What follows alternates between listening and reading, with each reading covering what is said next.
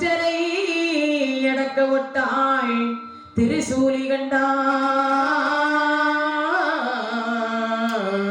தத்துவமாய் வந்து தாருதல் சேனை சங்கரிக்கு வட பத்திரகாளி அம்மை வருவாள். நமக்கொரு நாள் பயமில்லையே. ஆயுங்காலை சோரியும்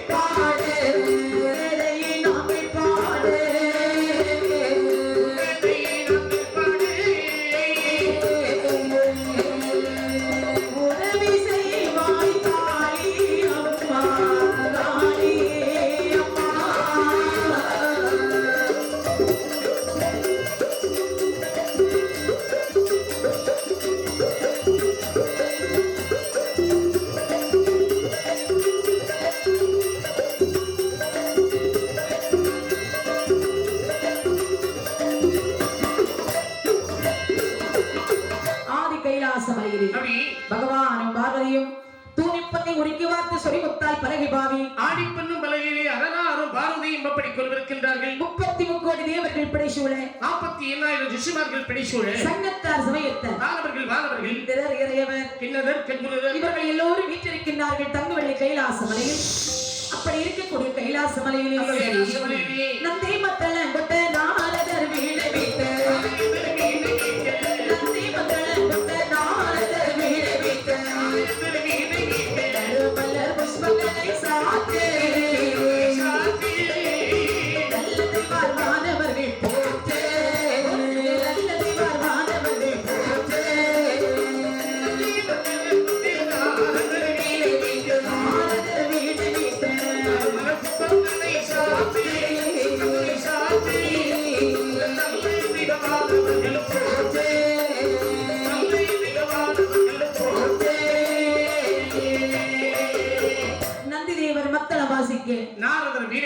பகவானுடைய மூத்த மகனாகிய விநாயக பெருமான் பகவானுக்கு கற்பூர தீபத்தை காண்பித்த வண்ணமாகவே இருக்கின்றார். இறைமகனாகி செந்தில் வடிவேலன் பாரிஜாத மலரை கொண்டு வந்து சரி அன்னையும் பிதாவும் முன்னிறுதியும் என்பதற்கிருந்து பாத பூஜைகள் செய்து கொண்டிருக்கிறார்கள். இப்படி நித்திய கல்யாண குணனாய் இருக்கின்றார்கள் தங்கவள்ளி கைலாச மலையில். தங்கமாக ஜொலித்துக் கொண்டிருக்கிறது அந்த தங்க கைலாச மலை. அப்படி இருக்கக்கூடிய கைலாச மலையிலே ஒரு நாள் பகவான் இடது பக்கத்திலே அமர்ந்திருக்கின்றாளே அன்னை உமையவள் ஆதிபராசக்தி பார்வதியானவள் பகவானை பார்த்து சொல்லுகின்றாள். என்ன சொல்லுகின்றாள்? பகவானே ஆதியே வேதநாதா வேதநாதா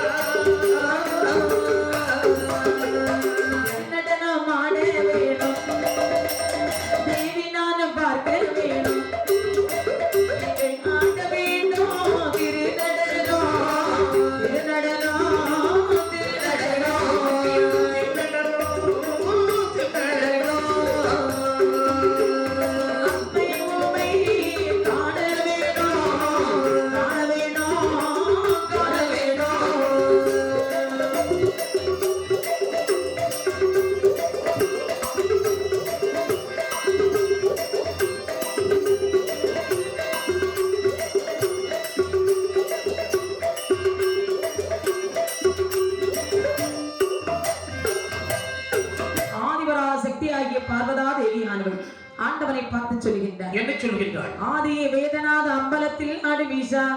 பகவானே, என்ன உங்களிடத்திலே எனக்கு கொஞ்சம் பேச வேண்டும் சுவாமி.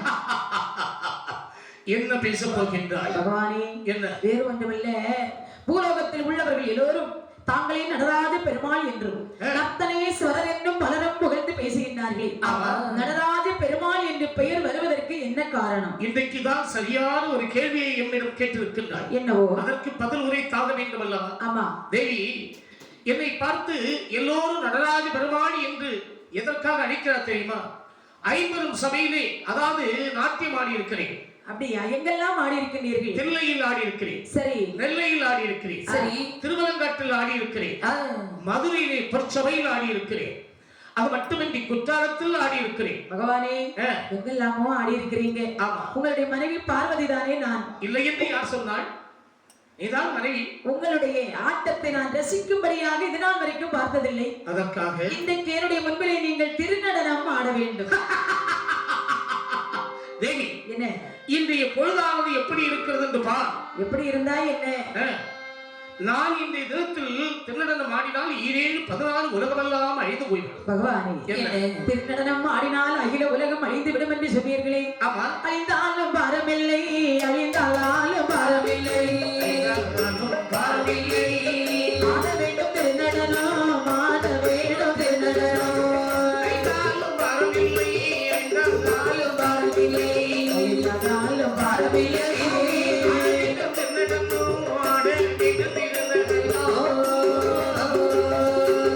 கல்லூரி கரைந்தாலும்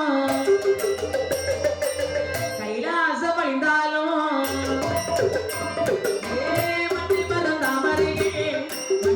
அழிந்தாலும் ஆட வேண்டும் திருநடனம், ஆட வேண்டும் திருநடனம்.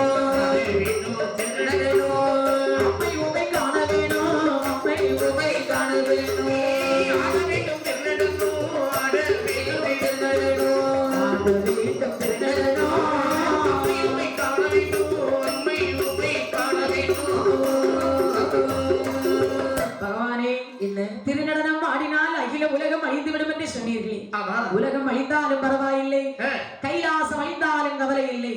மரம், செடி, கொடி, பச்சை, பறவைகள் உலகமே அழிந்தாலும் பரவாயில்லை, நீங்கள் ஆட வேண்டும், அதை நான் பார்க்க வேண்டும். பார்வதி, என்ன?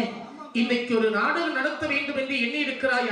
மாற்ற யாராலும் முடியாது. பகவானே, என்ன? அதாவது என்னுடைய ஆசை எனக்கு தான் சந்தோஷமா இருக்கணும். சந்தோஷம் உனக்கு மட்டும் எனக்கு முக்கியம். அப்பா மறந்துடாத, இதை மட்டும் கரெக்டா வச்சுக்கணும். தேவி, என்ன? அதாவது உன்னுடைய சந்தோஷம் தான் பெருசு என்று சொல்கின்றான். உலகத்தில் உள்ள உயிர்களை பற்றி உனக்கு கவலை இல்லை. இல்லை. அது மட்டுமின்றி இதோ பார், கண்டிப்பாக நான் நாடித்தான் ஆக வேண்டுமா? ஆட வேண்டும். சரி, உன்னுடைய விருப்பம் போல் ஆகட்டும். ஆடுறேன்னு சொல்றீங்க, ஆனால் அதிலும் ஒரு நிபந்தனை ஒன்றிருக்கின்றது. இந்த பாருடா, அதில் என்ன நிபந்தனை வைத்திருக்கின்றாய்? நீங்கள் திருநடனம் ஆடக்கூடிய சமயத்திலே உங்கள் திரேகத்திலே இருந்து எந்த ஒரு பொருளும் அவிழ்ந்து கீழே விழக்கூடாது. அப்படி விழுந்து விட்டால் ஆடத் தெரியாது, ஆட்டத்திலே தோல்வி அடைந்ததாக நீங்கள் ஒத்துக்கொள்ள வேண்டும். மனைவியாக இருந்தாலும் அவளும் ஒரு பெண் தானே. உண்மைதானே. அவளிடத்தில் சென்று தோல்வி அடையலாமா? கூடவே கூடாது. அப்படி என்று சொல்லி பார்வதி சொன்ன வார்த்தை கேட்டு பரம்பொருளாகி சிவபெருமான் திருநடனம் ஆட வேண்டும் என்று சம்மதித்தார். அப்படி திருநடனம் ஆட வேண்டுமானால் அதற்கு தகுந்த ஒரு வேஷம் போடணும். கண்டிப்பாக எந்த ஒரு வேலையாக இருந்தாலும் அதற்கேற்ற ஆயுதங்கள் கொண்டு போக வேண்டும். ஆமா, அதாவது ஒரு கொத்த வேலைக்கு போகணும்னா என்னெல்லாம் கொண்டு போகணும்? கொத்த வேலைக்கு போகணும்னு சொன்னா சாந்து சட்டி கொண்டு போகணும், முளக்கோல் கொண்டு போகணும், தூக்கு, கரண்டி, சுத்தியல் கொண்டு போகணும். ஆமா, வேணும்ல? வேணுமில்ல? ஒரு நாடகம் நடிக்க வேண்டுமானாலும் எப்படி அலங்காரம் செய்ய வேண்டும்? அதுக்கு ஒரு ஸ்டேஜ், அதுக்கு ஒரு திரைகள், அதற்கு அரிதாரம் பூச வேண்டும். ஆமா. அது மட்டுமல்ல, அதற்கேற்ற ஆடை அணிகலன்கள் எல்லாம் அணிய வேண்டும். அப்போதுதான் அதை பார்ப்பதற்கு அழகாக இருக்கும். ஆண்டவனாகி சிவபெருமான் திருநடனம் ஆட வேண்டும் என்று சரி என்ன கோலம் அடிக்கிறார் தெரியுமா? என்ன கோலம் அடிக்கிறார்? அறையிலே காவி வேஷ்டி அணிந்தார். ஆமா, நெற்றியிலே விபூதியை அணிந்தார். கழுத்திலே உத்திராட்ச மாலை அணிந்தார். அடி காதிலே குண்டலம் என்று சொல்லக்கூடிய ஒரு ஆபரணம் அணிந்து, அடேங்கப்பா, தோளிலே கண்ட கோடாலி, தலையிலே காலிலே பாத குரடு. ஆமா, அந்த திருச்சடையிலே திங்களை சூடிய சிவபெருமான். அப்படி அந்த சந்திரனை அப்படி பாவித்தார்கள். அங்கே திங்களை சூடி சிவபெருமான் திருநடனம் ஆடுகின்றார். எப்படி எப்படி ஆடிக்கொண்டாரே, திருநடனம் ஆடிக்கொண்டாரே, ஆடிக்கொண்டாரே, ஆடிக்கொண்டாரே, திருநடனம் ஆடிக்கொண்டாரே, ஆடிக்கொண்டாரே, திருநடனம் ஆடிக்கொண்டாரே.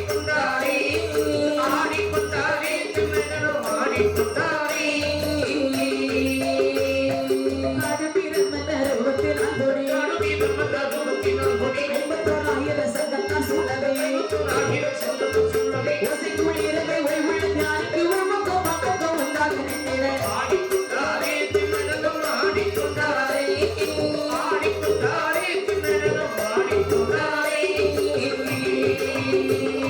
மகளே எந்தையும் வாசிக்க முடியும் பத்தால சித்திரை வைகாசி ஆகியும் ஞாயிறு கச்ச வாய்ப்புடன் ஞாயிறு நல்ல வெளிச்சதி ஞாயிறு குள்ளவே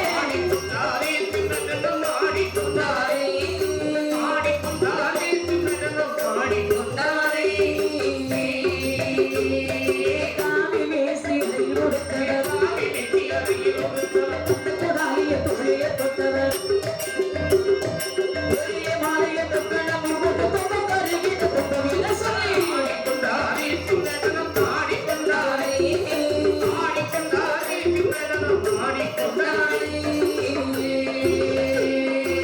திங்களை சூடி சிவபெருமான் திருநடனம் ஆட வேண்டும் என்று அதற்கு தகுந்த ஒரு கோலம் கொண்டு அங்கே பகவான் ஒரு நாள் 2 நாளா ஆடுகின்றார். எப்படி? வாரத்தின் முதல் நாள் ஞாயிற்றுக்கிழமை அன்றைக்கு ஆட்டத்தை தொடங்கி நாட்கள் கடந்து மாதமாகி மாதம் முடிந்து வருடம் முடிந்து அதாவது வருடம் முடிந்து பகவான் யுகக்கணக்கிலே ஆடுகின்றார். அப்படியாகவே திங்களை சூடிய சிவபெருமான் யுகக்கணக்கிலே திருநடனம் ஆட பகவான் காதலை அணிந்திருந்தாரே குண்டலம் என்று சொல்லக்கூடிய ஒரு ஆபரணம்.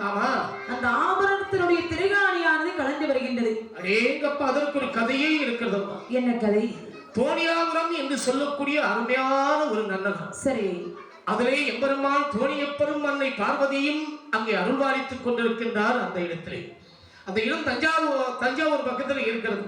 சரி, அங்கே ஒரு அக்ரகாரம் என்றால் பிராமணவாள் வாழ்கின்ற இடம். அக்ரகாரம் என்று சொல்வார்கள். ஆமா, அங்கே சிவபாத இருதயம் என்று சொல்லக்கூடிய ஒரு வேதியன் பகவதி அம்மையாரை திருமணம் முடித்து 4 மேனியும் பொழுதல் வண்ணமாக அப்படி வாழ்ந்து வரும்போது சரி அந்த தோணியப்பனுடைய அருளினால் அவர்களுக்கு மகவாசை ஒரு ஆண் குழந்தை வந்து பிறக்கிறது. அந்த குழந்தைக்கு எப்படி பேர் போடுகிறார் தெரியுமா? எப்படி? ஆளுட பிள்ளையார் என்று அழகாக பேரிட்டார். பேரிட்டு அந்த குழந்தைக்கு 3 வயது பருவம். ஒரு நாள் தினத்திலே இந்த சிவபாத இருதயம் ஆண்டவனுக்கு பணிபடிகள் அதாவது பூஜைகள் செய்ய வேண்டும் என்று தன்னுடைய ஆத்தை விட்டு, ஆத்துன்னு சொல்லியாச்சுன்னா ஆறுல பிராமண பாஷைன்னு சொல்லியாச்சுன்னா வீடு. சரி, ஆத்தை விட்டு அப்படியே வெளியே வரக்கூடிய நேரத்துல இந்த ஆளுடைய பிள்ளையார் 3 வயது பாலகன் பாத்தீங்களா, அடம் முடிச்சாடுறா அப்பா கூட போகணும். அப்பா என்னடா அம்பி, நானும் வர்றேன், உங்க இன்னே அழைத்துட்டு போங்க. வேண்டாண்டா அம்மா, அப்பா இன்னும் கூட்டிட்டு போக மாட்டான்னு சொல்றார். அழைச்சிட்டு போக சொல்லுங்க. என்னங்க பிள்ளை ஆசைப்படுறான், கூட்டிட்டு போங்க. ஏண்டே நோக்கி செத்த அறிவு இருக்கிறதா? செத்தா எப்படி ஐயா அறிவு இருக்கும்? செத்தான்னு இல்ல, கொஞ்சமாவது அறிவு இருக்கிறதான்னு அந்த பிராமண பாஷையில சொல்றான். எங்க இந்த மாதிரி பிள்ளை அடம்பிடிக்கிறான் இல்ல, பிள்ளை அடம்பிடிச்சுட்டா ஒரு நாள் கூட்டிட்டு போங்க. கொண்டு போயிருந்தா அடியே தெப்பல் குளத்துல இறங்கி நான் தீர்த்தமாடக்கூடிய நேரத்துல பையன் குளத்துல விழுந்துட்டா என்ன ஆகுறது? விட மாட்டான், உங்களை பார்த்துக்கிட்டே இருப்பான். என்ன பண்ணதான் இருக்கும், நீ பிடிவாத காரி இல்ல அப்படின்னு சொல்லி அந்த குழந்தைய அழைச்சிட்டு வர்ற. சரி, கூட்டிக் கொண்டு வந்து தெப்ப குளத்தின் அருகே அப்படி உட்கார வைக்கிறார்.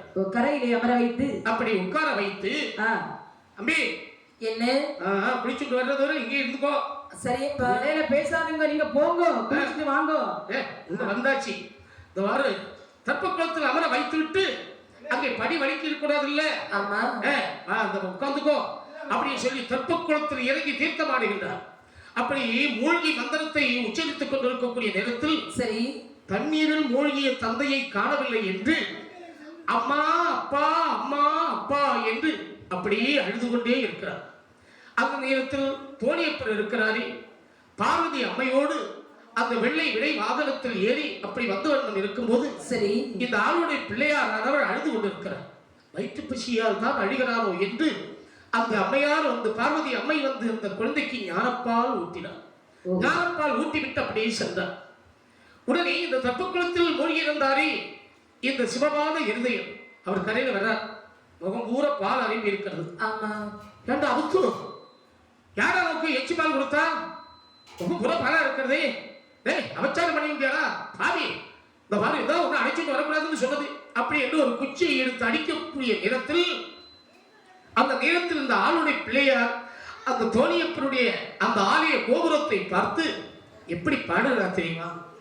தோடுடைய செவியன் விடையேறியோ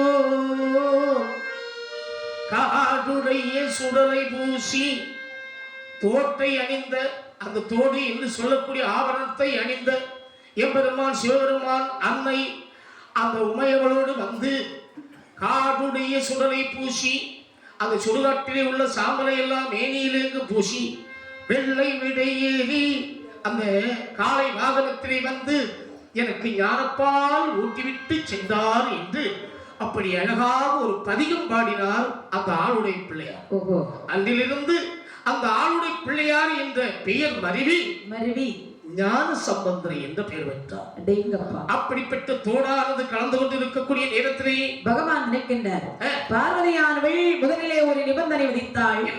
உங்கள் திரேகத்திலே இருந்து எந்த ஒரு பொருளும் அவிழ்ந்து கீழே விழக்கூடாது என்று. அப்படி குண்டலத்தினுடைய திரிகாணியாது கீழே விழுந்து விட்டால் அப்படி ஆடு தெரியாது, ஆட்டத்திலே தோல்வியடைந்ததாக நாமல் ஒத்துக்கொள்ள வேண்டும்.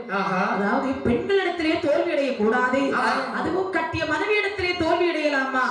அடையவே கூடாது நினைக்கிறார்.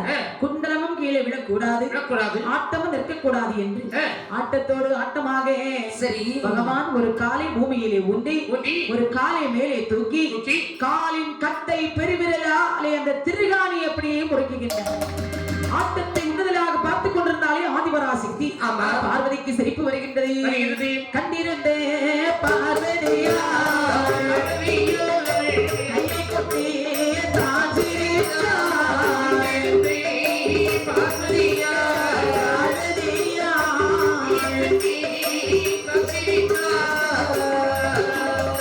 பார்வதியாய் சிரித்திடவே மாந்தமதி தோத்திடுமா, கைலாசம் அழித்திடுமா, காத்திடுமோ அழித்திடுமா, மண்ணை மரம் தாமரையிலே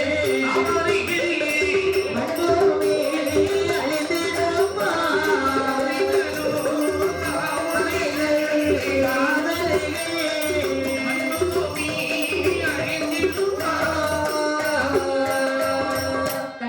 பார்வதியானவள் கையை கொட்டி கலகல வந்து சிரிக்கின்றாள்.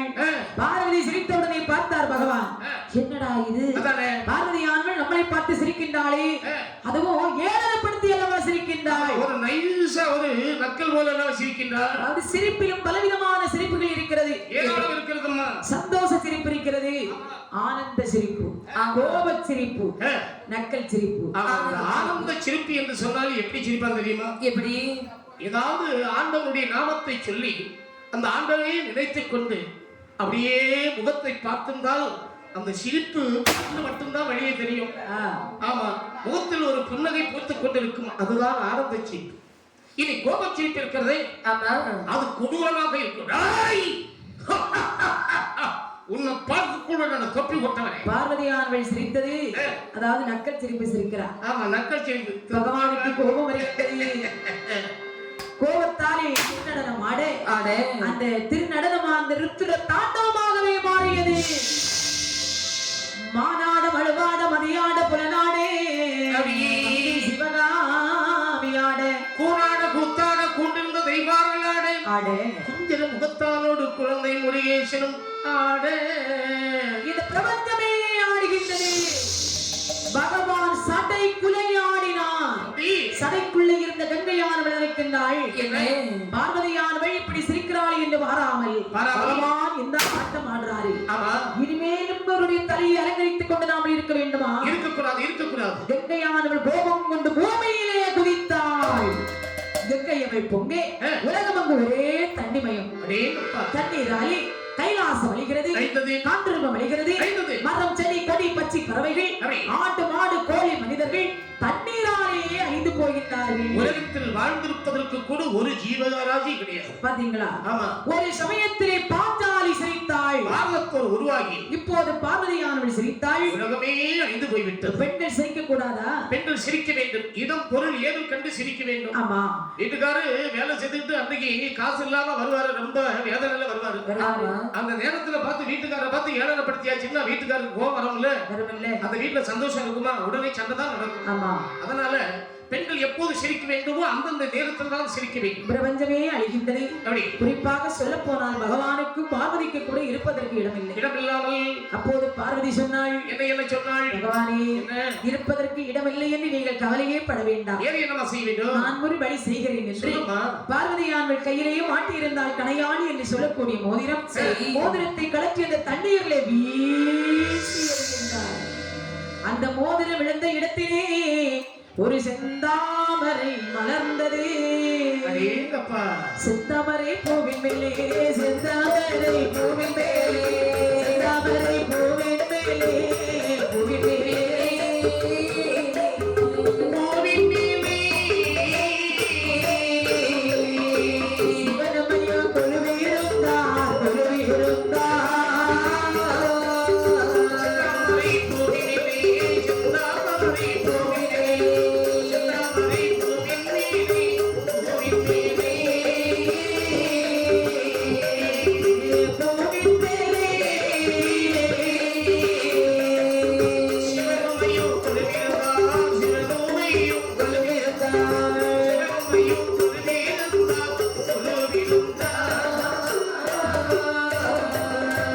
இருக்கும் அந்த நாளையிலே செந்தலை வாழ்கருடாழ்வான் வடவாள் முகம் தனிலிருந்து, வடவாள் முகம் தனிலிருந்து, வடவாள் முகம் தனிலிருந்து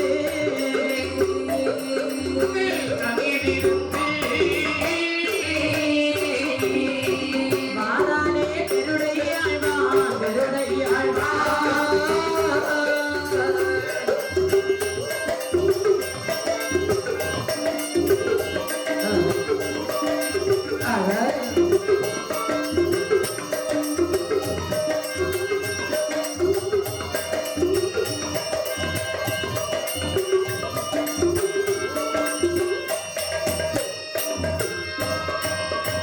பகவானும் பார்வதியும் செந்தாமரை பூவிலே குருவாக அமர்ந்திருக்கும் போது வடவாள் முகத்திலே இருந்து செந்தலை வாழ் கருடாழ்வான் இருக்கின்றார். பகவானுடைய தரிசனம் பார்த்து ரொம்ப நாள் ஆகிவிட்டது. இன்னைக்கு பகவானுடைய தரிசனம் காண வேண்டும் என்று அப்படி பறந்து வருகின்றான். அன்று கைலாச மலையை வந்து பார்க்கும்போது கைலாச மலையிலே எந்த ஒரு ஜீவராசியும் இயங்கவில்லை. பகவானும் பார்வதியும் செந்தாமரை பூவிலே அமர்ந்திருப்பதை பார்த்தார். அருகிலே வந்து கேட்கின்றார், ஏதுமைய பரமசிவா இந்த பூவின் மேலே இருப்பதென்ன? ஏதுமைய பரமசிவா இருப்பதென்ன? சொல்லிட்டு மாடினதா சொல்லிட்டு மாடினதா தேசமெல்லாம் அடித்து போச்சு.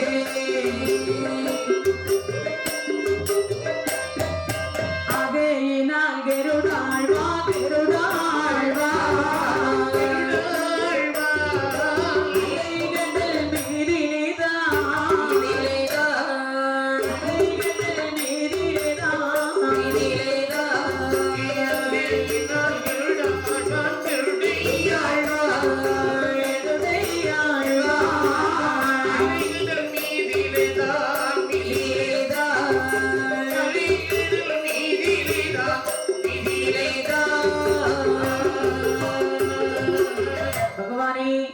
உங்களுடைய தரிசனம் காணலாம் என்று வந்த இடத்திலே உலகத்திலே எந்த ஒரு ஜீவராசியும் இயங்கவில்லை.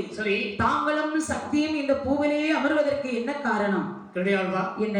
உன்னுடைய அன்னை பார்வதி இருக்கின்றாளே, என்னை பார்த்து திருநடம் ஆடுவதற்காக கூறினாள். சரி, நானும் அந்த வார்த்தை கிட்டு திருநடம் ஆடினேன். தலையில் இருந்த கங்கா தேவிக்கு கோபம் வந்து அப்படி நிலத்திலே விழுந்து உலகத்தை எல்லாம் அழித்து விட்டார். அப்படியா? நீ இப்போது வந்தது ஒரு நல்ல காரியத்திற்காக வந்திருக்கிறார். சுவாமி, இதற்காக நான் என்ன செய்ய வேண்டும்? அதாவது இந்த 7 கடலிலே சுற்றித்திருந்து பார்க்கக்கூடிய நேரத்திலே உன்னுடைய கண்களுக்கு என்ன ஒரு பொருள் கிடைக்குமோ அதை என்னிடத்தில் கொண்டு வந்து கொடுக்க வேண்டும். அந்த வார்த்தை கேட்டு செந்தலை வாழ் கருடாழ்வான் பறந்து சுற்றி கருடாழ்வான் பரப்பை எல்லாம் தேடுவானா, பறந்து சுற்றி கருடாழ்வான் பரப்பை எல்லாம் தேடுவானா. சுரதி சுந்தா மணிக்கடலில், சுரதி சுந்தா மணிக்கடலில் சுரப்பா தேரோ மிதக்கலையா. சுரதி சுந்தா மணிக்கடலில், சுரதி சுந்தா மணிக்கடலில்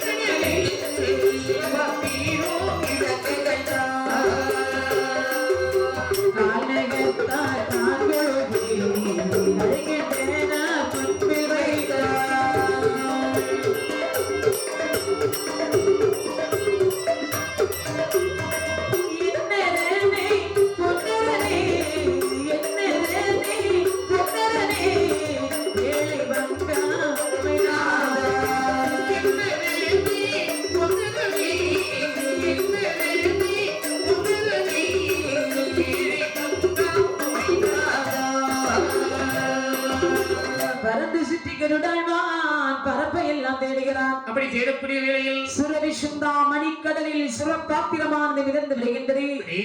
கால் நகத்தால் கிள்ளி கரைக்கின்ற முன்பிலே வைத்து அணிபணிந்தார். என்னப்பா 7 கடலில் சுற்றித் திருந்து பார்க்கக்கூடிய நேரத்திலே என்னுடைய கண்களுக்கு புலப்பட்டது இந்த சுரபாத்திரம் தான். அப்படியா? இதோ இருக்கிறது பகவானே. உடனே சுரப்பாத்திரத்தை திறந்து பார்க்க, சரி, பாத்திரம் ஒன்று உள்ளே இருப்பது 2 அறைகள். அதிலே ஒரு அறையிலே ஒரு ஆணும் இன்னொரு அறையிலே ஒரு பெண்ணும் இருக்கின்றார்கள். பகவானுக்கு ஆச்சரியம். உலகத்திலே எந்த ஒரு ஜீவராசியும் இயங்கவில்லை, ஆனால் ஒரு ஆணும் ஒரு பெண்ணும் உயிரோடு இருக்கின்றார்களே. அருகிலே வரவழைத்து கேட்டார், அப்பா, என்ன இந்த உலகத்திலே அழியாத மெய்ப்பொருளாக இருக்கக்கூடிய தாங்க 2 பேரும் யாரோ? பரம்பொருளே, என்ன நாங்கள் இருவரும் தகப்பனும் மகள். அப்படியா? ஆமா. எப்படி இந்த பாத்திரத்திலே அமர்ந்து கொண்டீர்கள்? இறைவா, எனக்கு சற்று நிலம் உண்டு. அந்த நிலத்தை உழுது பயிரிடலாம் என்று இருக்கக்கூடிய நேரத்தில், சரி, நான் உழுது கொண்டிருக்கும் போது எனது மகள் மத்தியான வேளையில் கஞ்சி கொண்டு வந்தாள். அந்த நேரத்தில் திடீரென்று உலகமெல்லாம் நீரால் அழிந்து கொண்டிருந்தது. ஆமா. எங்கள் இருவருக்கும் இருப்பதற்கு வழியின்றி நாங்கள் இந்த சுரபாத்திரத்தில் அமர்ந்து கொண்டோம். அப்படியா? ஆமா. அதாவது என்ன அழிந்த உலகத்திலே அழியாத மெய்ப்பொருளாக நீங்க 2 பேரும் இருக்கீங்க. உங்க பெயர் என்னவோ? வள்ளுவன். வள்ளுவன் தகப்பனும் மகளுமாக இருக்கக்கூடிய நீங்கள் மறுயுகத்திலே தாரமாகவே வாழ வேண்டும். மறுயுகம் தானே? ஆமா. அதனாலதான் பெரியவங்க சொல்லி இருக்காங்க. எப்படி தெரியுமா? எப்படி? ஆறாரோ ஆறிவரோ போன ஜென்மத்துல நீ எனக்கு மகனாக வந்தியோ, மனைவியாக வந்தியோ, இல்ல குழந்தையாக வந்தியோ, இல்ல பேரனாக வந்தியோ, அப்படி அதுதான் ஆறாரோ ஆறிவரோ என்று தாலாட்டு பாடியிருக்கிறார்கள். சுவாமி, நாங்கள் கூறிய பிரகாரம் அவ்வாறே ஆகட்டும். என் வர கொடுத்து விட்டு மறுபடியும் கருடாழ்வானை பார்த்து சொல்கின்றார். அப்பா கருடாழ்வா, வாருமில்லா கருடாழ்வா, வார்த்தை ஒன்று சொல்லை கேளாய். வாருமில்லா கருடாழ்வா, வார்த்தை ஒன்று சொல்லை கேளாய். அழிந்து போன உலகமதை, அழிந்து போன உலகமதை ஆதரவாய் படைக்க வேணும். அழிந்து போனே உலகமதை, அழிந்து போனே உலகமதை ஆதரவாய் படைக்க வேணும். என்னுடைய மைத்துனரை போசித்து துணிவரா,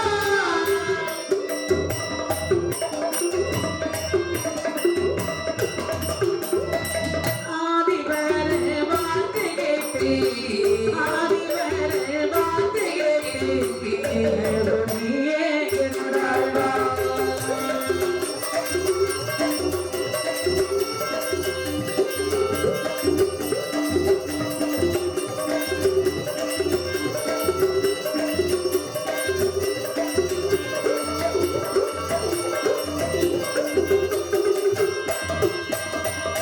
கருடா, சுவாமி, அழிந்த உலகத்தை ஆதரவாக படைக்க வேண்டுமானால் அதற்கு ஒரு ஆள் வர வேண்டும். யார் வர வேண்டும் சுவாமி? திருப்பார் கடலிலே பள்ளி கொண்டிருக்கின்றாரே என்னுடைய அத்தான் சிவம். அதாவது என்னுடைய அத்தான் அந்த கண்ணன் மாயவன் நாராயணன்.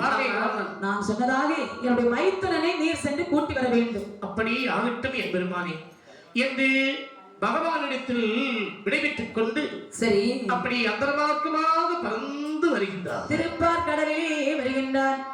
வந்து 5ஆம் கடலாகிய திருப்பார் கடலில் வந்து பார்க்கும் போது, சரி, நேரத்தில் அந்த மாயவன் அந்த திருப்பார் கடலில் அனந்த சைனத்தின் மீது எப்படியமா பள்ளி கொண்டிருக்கின்றார். காலது தன் வடக்காகே வடக்காகே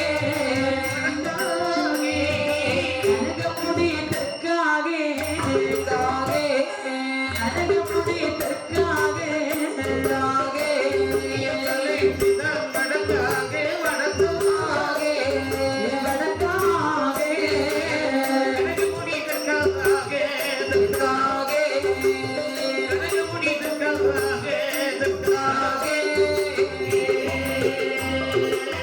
மேற்கு திசை முகமாக மெத்தை ஒரு பாவாகே உரைத்த நல்ல கடல் அதிலே ஊஞ்சலிலே அசைவது போல்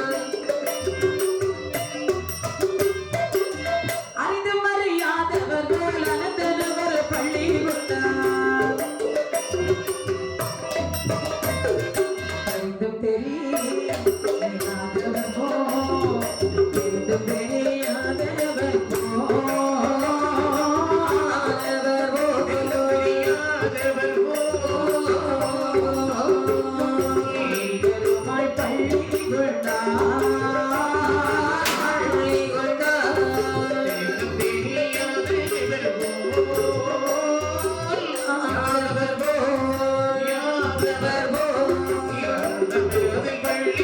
என்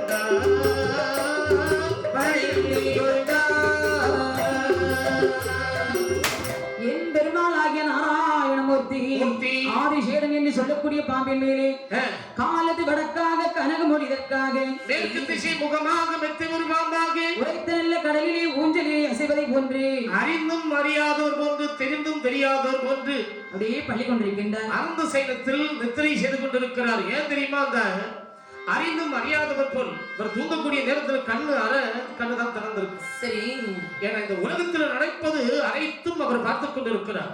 இரண்டு கண்ணும் சரியாக மூடிவிட்டால் இருள் சூழ்ந்து விடும் அல்லவா? ஆமா. ஆகவே இந்த உலகத்தில் சரிவரை என்ன நடக்கிறது, என்னென்ன பாவச்செயல் நடக்கிறது, என்னென்ன புண்ணியங்கள் செய்து கொண்டிருக்கின்றார்கள் என்பதையெல்லாம் அப்படி ஞான திருஷ்டியால் பார்த்துக் கொண்டிருக்கின்றார் என்று பார்த்தார் கருடாழ்வான். இப்படி பள்ளி கொண்டிருக்கக்கூடிய பெருமாளை கைது கொண்டு எழுப்பினால் கனகமிடுவார் என் பெருமாள், மீது கொண்டு எழுப்பினால் விதனப்பெடுவார் என் பெருமாள் என்று கருடாழ்வான் சிறகாலை திருப்பாறை கடலில் இருந்து தண்ணீரை கோரி சரி கோபாலன் மேலே தூவி அந்த கண்ணனுடைய பாமாலை பாடி நிற்கின்றார்.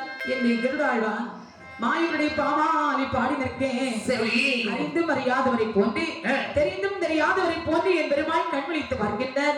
பக்கத்தில் கருடன் இருக்கின்றார். கருடா, மாயமா, என்னை திடீரென்று அழைக்க வந்திருக்கிறீ, என்ன காரணம்? மாயமா, என்ன? கார்மேகவண்ணா, கமலக்கண்ணா, அச்சுதா, தங்களுடைய பொற்பாத கமலங்களுக்கு அடியேனுடைய வணக்கங்கள். மங்களம் உண்டாகட்டும் மகனே. மாதவா, என்ன? தங்களுடைய மைத்துனன் தங்களை அழைத்து வருமாறு எனக்கு கட்டளையிட்டிருக்கிறார்கள். அப்படியா? அதன் பிரகாரம் தங்களை அழைப்பதற்காக அடியேன் வந்திருக்கிறேன் சுவாமி. கருடா, சுவாமி, என்னுடைய மைத்துனன் என்னை அழைக்க வேண்டுமானால் அந்த கைலாச மலையில் கடல்கள் பொங்கி வந்து கனகமல்லி நகர்ந்ததுண்டு.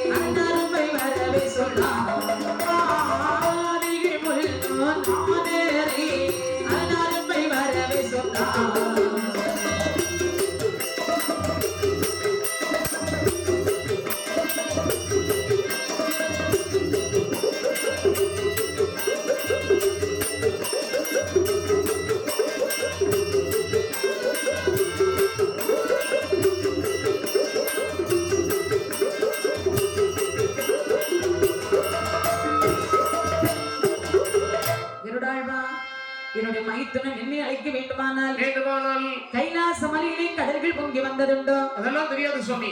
கனகமலை நகர்ந்ததுண்டோ? அதுவும் அடியேன் பகவான். அடலுலகம் 14 மடுகுலைந்து போனதுண்டோ? அதுவும் எனக்கு தெரியாது சுவாமி. கருடா, நான் வர வேண்டும் அவ்வளவுதானே? ஆமா.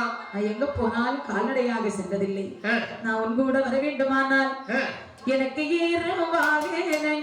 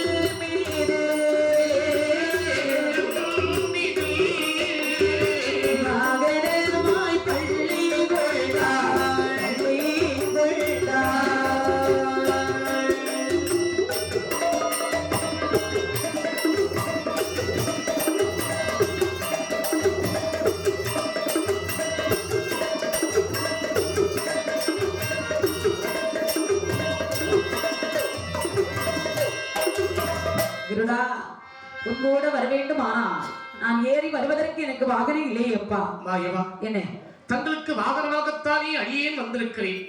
அடியனுடைய குறுங்கழுத்தில் ஏறிக்கொள்ளுங்கள் பகவானே. உடனே கிருதையாளவான் முதுகிலே மாயவன் ஏறி அமர. சரி, கண்ணனுக்கு ஒரு சிறகாந்து குடையாக விழித்திருக்கிறது. ஒரு சிறகு அப்படி வீசி வருகிறது. பார்க்கடலை கடந்து கைலாசம் வருகின்றார்கள். அப்படி கைலாசம் அருகிலே வரும்போது பார்த்தார் சிவபெருமான். கருடன் முதுகிலே வருகிறது. யாரு? அந்த மாயவன் மண்ணளந்து கணக்கு சொன்ன மாயவன் அல்லவா வந்து கொண்டிருக்கின்றார். உலகத்தை ஓர் அடியால் இழந்த நாராயணமூர்த்தி வருகிறாரே என்று தன்னுடைய மைத்துனரை எதிர் சென்று வரவேற்றார். வெள்ளல்லையின் மைத்துனரே மாறுவாரோ வரத்தாட்டு போனாரு இங்கே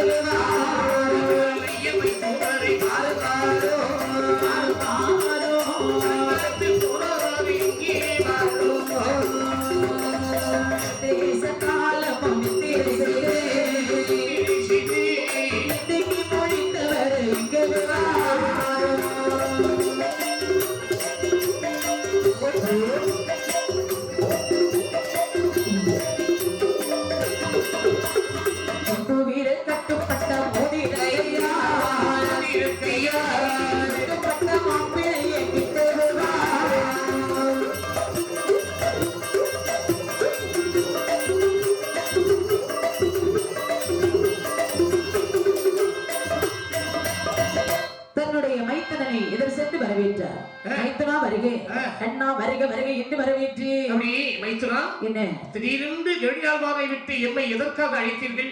மச்சான், என்ன மாப்பிள? ஒரு பெரிய கதையே இருக்கிறது. சொல்லுங்க மாப்பிள. அதாவது உங்க தங்கச்சி இருக்கிறாளே பார்வதி. ஆமா. தங்கச்சிக்கு என்ன குறை? நல்லா தானே இருக்கிறா. என்னை பார்த்து ஒரு நாள் தினத்திலே ஆடணும்னு சொன்னா. பொண்டாட்டி ஆடணும்னு சொன்னா புருஷன் ஆட வேண்டியதானே? அதாவது பொண்டாட்டி வார்த்தையை கேட்கணும். நானும் அதை கேட்டு திருநடனத்தை ஆட.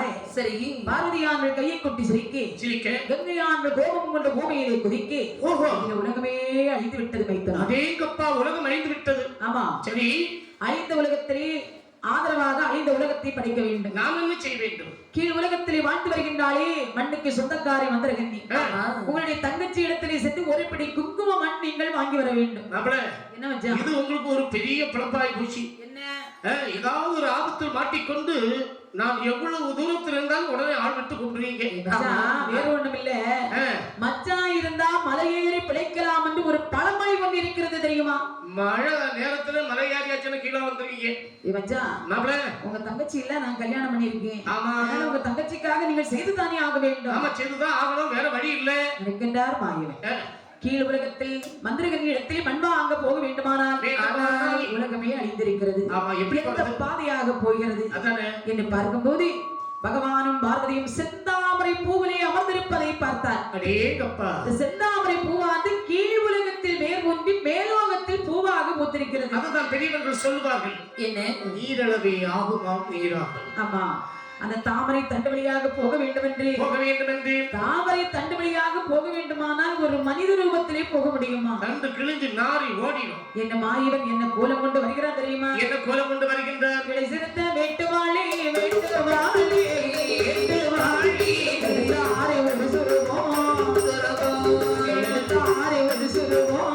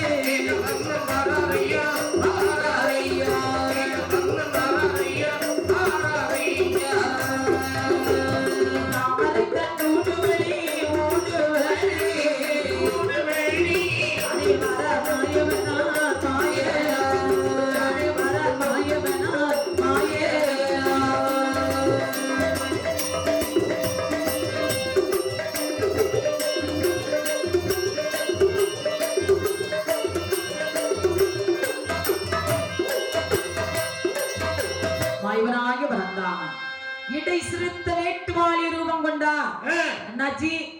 வேட்டுவாளி பார்த்திருக்கிறீங்களா? பார்த்திருக்கேன். எப்படி இருக்கும்? வேட்டுவாளினா நீங்க இது பார்த்ததில்லை. என்கிட்ட கேளுங்க. சொல்லுங்க. ரசவாளி, பாயசவாளி, சாம்பார் வாளி, சாப்பாடுறாமா? அந்த வாளியை நான் சொல்லல. நீங்க எதுவும் வாளி தானே கேட்டீங்க அண்ணே.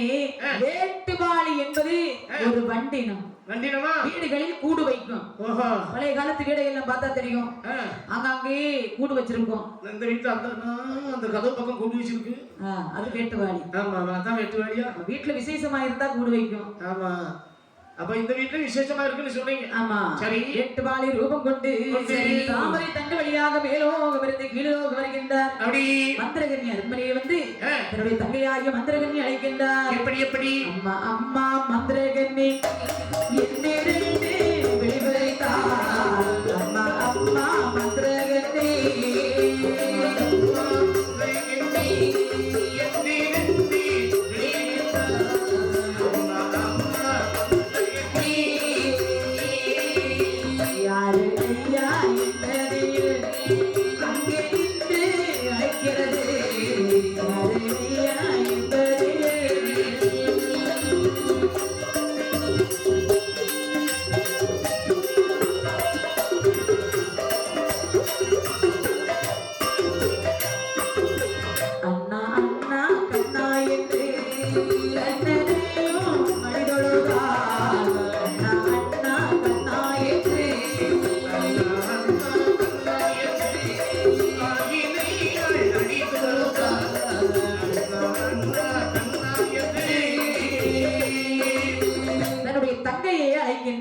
அம்மா தங்கச்சி. யாரது? அம்மா பூமா. ஓ, என்னுடைய அண்ணன் கண்ணனா? அம்மா. கண்ணன் என்று சொன்ன உடனே ஓடி சென்று கதவை திறந்தாள். சரி அண்ணா, வாங்க அண்ணா வாங்க. இவ்வளவு நாள் கழிச்சு வந்திருக்கீங்க. ஆனால் ஒன்று, என்ன? நீங்கள் சொன்ன சொல்லி மீறி விட்டீர்களே அண்ணா. என்னம்மா? ஒரு சமயத்திலே என்னை பார்த்து விட்டு நீங்கள் போகும்போது என்ன சொல்லி போனீங்க? இந்த உலகம் அழிந்தால்தான் மீண்டும் உன்னை வந்து சந்திப்பேன் என்று சொன்னீங்கல்ல? ஆமா. அப்ப நீங்க வாக்கு மீறி தானே வந்திருக்கீங்க. ஒருபோதும் மாயவன் சொன்ன வார்த்தையை மாற்ற மாட்டான். அப்படியானால் உனக்கு விஷயம் தெரியாதா? என்னன்னா என்ன நடந்தது? உலகம் அழிந்து விட்டது. என்ன உலகம் அழிந்து விட்டதா? ஆமா, ஒரு சின்ன நடுக்கமாவது வந்திருக்கணுமே. ஆமா, உலகம் அழிந்து விட்டது என்று நீங்க இவ்வளவு சாதாரணமாக சொல்றீங்க. எப்படி அழிந்தது? எதனால் அழிந்தது? யாரால் அழிந்தது? அப்படிக்கு சொல்லுங்க அண்ணா. பார்வதியானவள் பரமேஸ்வரனை பார்த்து திண்ணடனம் ஆடுவதற்காக கூறியிருக்கிறார். சரி. பகவானும் பார்வதியுடைய வார்த்தை கேட்டு திண்ணடனம் ஆடினாள். உடனே தலையில் இந்த கங்காதேவிக்கு கோபம் வந்து நிலத்தில் விழுந்து உலகத்தை எல்லாம் அழித்து விட்டார். அப்படியா? ஆமா. நான் இப்போது உங்களுக்கு ஏதாவது உதவிகள் செய்ய வேண்டுமா? 5 உலகத்தை ஆதரவாக படைக்க வேண்டும். ஆகவே உன்னுடைய கையால் ஒருபடி மண் வேண்டும் அம்மா. அண்ணா, நீ வந்து கேட்டால் நான் இல்லை என்று சொல்வேனா? உனக்காக ஒருபடியா? எவ்வளவு மண் இருக்கிறது, எடுத்து செல்லுங்கள். இல்லை இல்லை, உன்னுடைய கையால் ஒருபடி மண் கொடுத்தால் போதும். ஒருபடி குங்கும மண் வேண்டும் என்று கேட்ட போது சரி மந்திரகன்யானவள் ஒருபடி குங்கும மண்ணை எடுத்தாள். மந்திரம் ஜபித்தார். கண்ணன் கையிலே கொடுத்தார். அண்ணா தங்கச்சி, சரி மண் இதோ இருக்கிறது. என்னைக்கு வருவீங்க? இப்படி ஏதாவது ஒரு சந்தர்ப்பம் கிடைக்கக்கூடிய நேரத்தில் வருகின்றேன். அப்படியா? ஆமா, போய் மண்ணை கொடுத்து விட்டு மந்திரகன்யானவள் மறைந்தாள். சரி. மண்ணை வாங்கின மாய்வன் நினைக்கின்றார். என்ன இருப்பது? ஒரு பிடி மண். 7-14 உலகத்தை எப்படி படைக்க முடியும்? ஒருவேளை இந்த உலகத்தை படைக்கும் போது மண் திகையாமல் இருந்தால் மீண்டும் கஷ்டப்பட்டு இங்கேதானே வரணும். இன்னும் ஒரு தடவை மந்திரகனி இடத்துல கிட்ட மரியாதை இருக்காது, நல்லா இருக்காதுல்ல என்று மந்திரகனிக்கு தெரியாமல் சரி மாய்வன் இடது கரத்தால் ஒரு பிடி மண்ணை களவெடுத்தார். தண்ணி கொடுத்தாள் ஒரு பிடி மண். தண்ணி கொடுத்தாள் ஒரு பிடி மண். தண்ணி கொடுத்தாள் ஒரு பிடி மண். மாயவன் களவு செய்தார் ஒரு பிடி மண். களவு செய்தார் ஒரு பிடி மண். தண்ணி கொடுத்தாள் ஒரு பிடி மண். தண்ணி கொடுத்தாள் ஒரு பிடி மண். தண்ணி கொடுத்தாள் ஒரு பிடி மண். களவு செய்தார் ஒரு பிடி மண். களவு செய்தார் ஒரு பிடி மண்.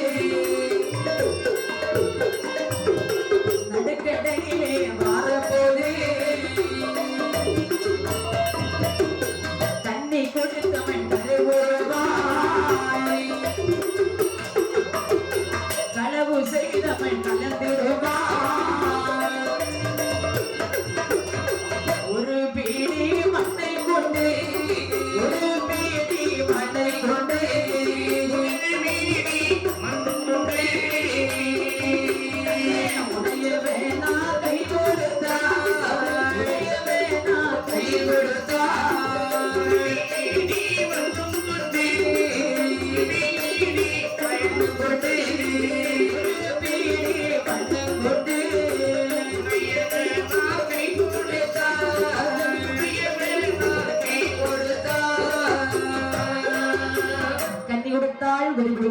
மாயவன் களவு செய்தார் ஒரு பிடி மண். 2 படி மண்ணையும் கொண்டு கடலில் வர்றார். வரும்போது கன்னி கொடுத்த ஒரு படி மண்ணானது கண்ணனுடைய வலது கரத்திலே கருவுருவாக இருக்கிறது. களவு செய்த மண்ணானது தண்ணீரிலே வரும்போது தண்ணீரோடு களவு செய்த மண்ணானது அப்படி கலந்து போகிறது. இதனால இதிலிருந்து நமக்கு என்ன தெரிகிறது? அதாவது களவு செய்யக்கூடிய பொருள் கடவா கஞ்சிக்கு கூட உதவாதுன்னு சொல்லுவார்கள். என்றைக்குமே நிலைத்து நிற்காத களவு செய்த பொருள். மாயவன் களவெடுத்த பொருளே அவருக்கு நிலைக்கவில்லை. மனிதனாக பிறந்தவன் களவெடுத்தா ஒருபடுவான். நிறைய பேர் அப்படிதான் வாழ்ந்துட்டு இருக்கான். ஒருபடி மண்ணையும் கொண்டு அந்த உடையவனார் கையிலே கொடுத்தார். பரம்பருடைய தாங்கள் கேட்டது போல இதோ ஒரு பிடி மண்ணை கொண்டு வந்து வைத்திருக்கிறேன். மண்ணை கொடுத்து விட்டு மாயவன் வருகின்றார். சரி, மண்ணை வாங்கினார் சிவபெருமான். கொண்டு வந்த மண்ணை சிவபெருமான் 4 பங்கு வைக்கின்றார். எப்படி எப்படி கொண்டு வந்த மண்ணதையோ கொண்டு வந்த மண்ணதையோ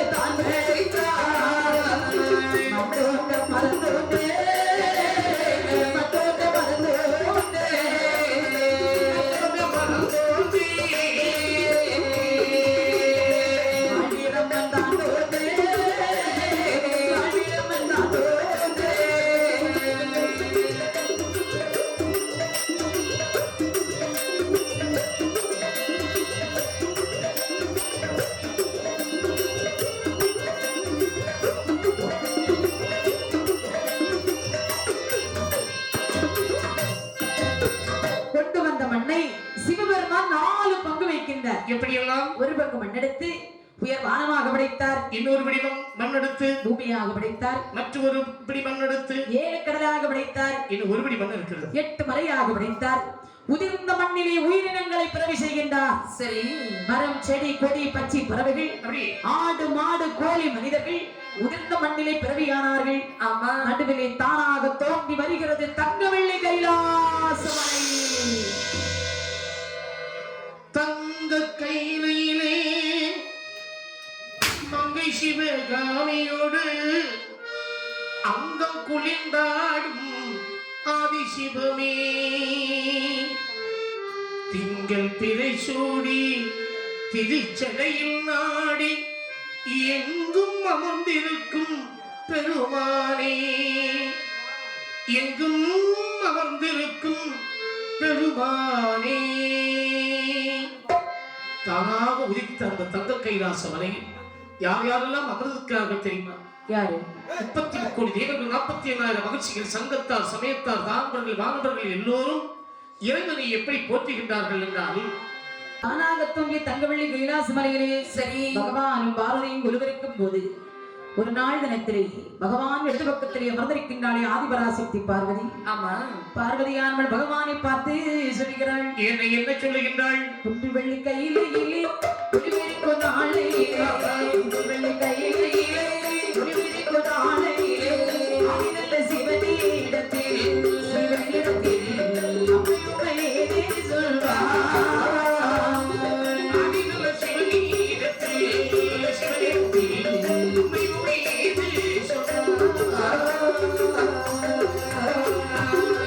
என்னரணி பொன்னரணி கேளிக்கும் நம்மை நாதா, என்னரணி பொன்னரணி கேளிக்கும் நம்மை நாதா,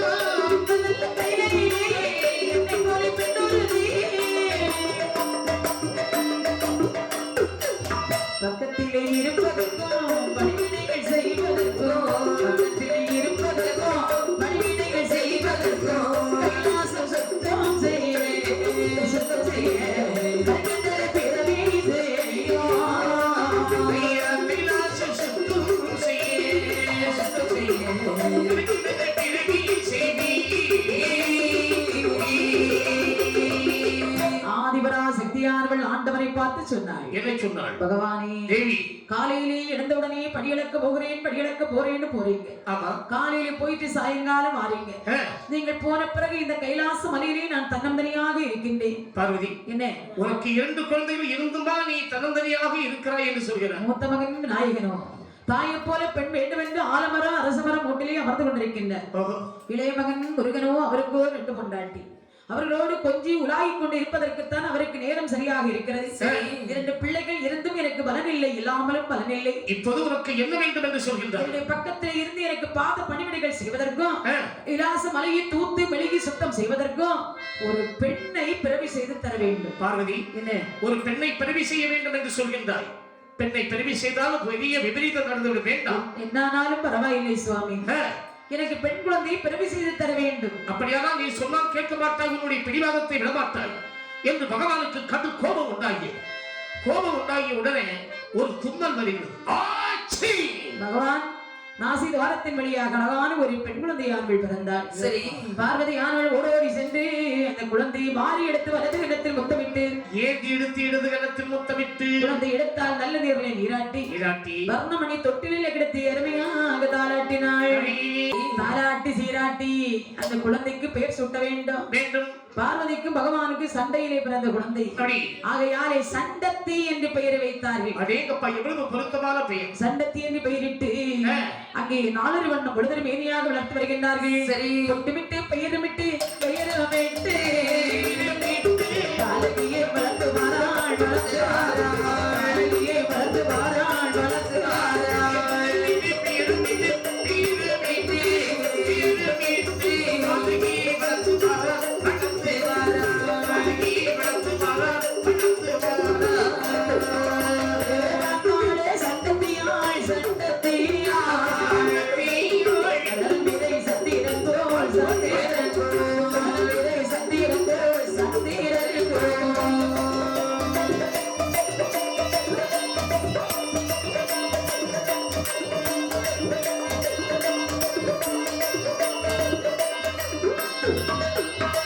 வளரும் பெரிய சந்திரன் போல் வளர்ந்து வருகின்றாள் இந்த சண்டத்தியாமல் வளர்ந்து வருகின்றாள்.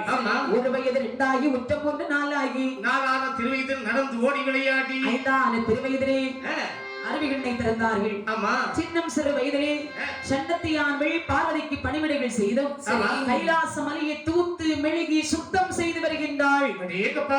அதாவது வளர்ந்து வருகின்றாள். வயதும் ஒரு 10 வயது ஆகிறது. பெண் வளர்த்தி பாத்தீங்களா? முருங்க மரம் மாதிரின்னு சொல்லுவாங்க.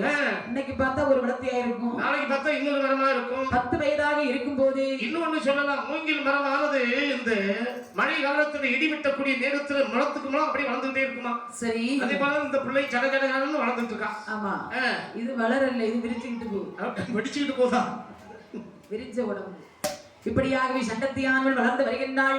சரி, 10 வயதிலே நினைக்கின்றாள் என்ற பார்வதி, இனிமேல் இந்த சண்டத்தை எங்கே வைக்க கூடாது. கைலாசமலையில் இருக்கக்கூடிய தேவர்களோ முற்றும் திறந்தவர்கள். முற்றும் திறந்த முனிவன் ஏதோ ஒருவன் இருக்கின்றான், பார்த்துக் கொண்டே இருக்கின்றான்.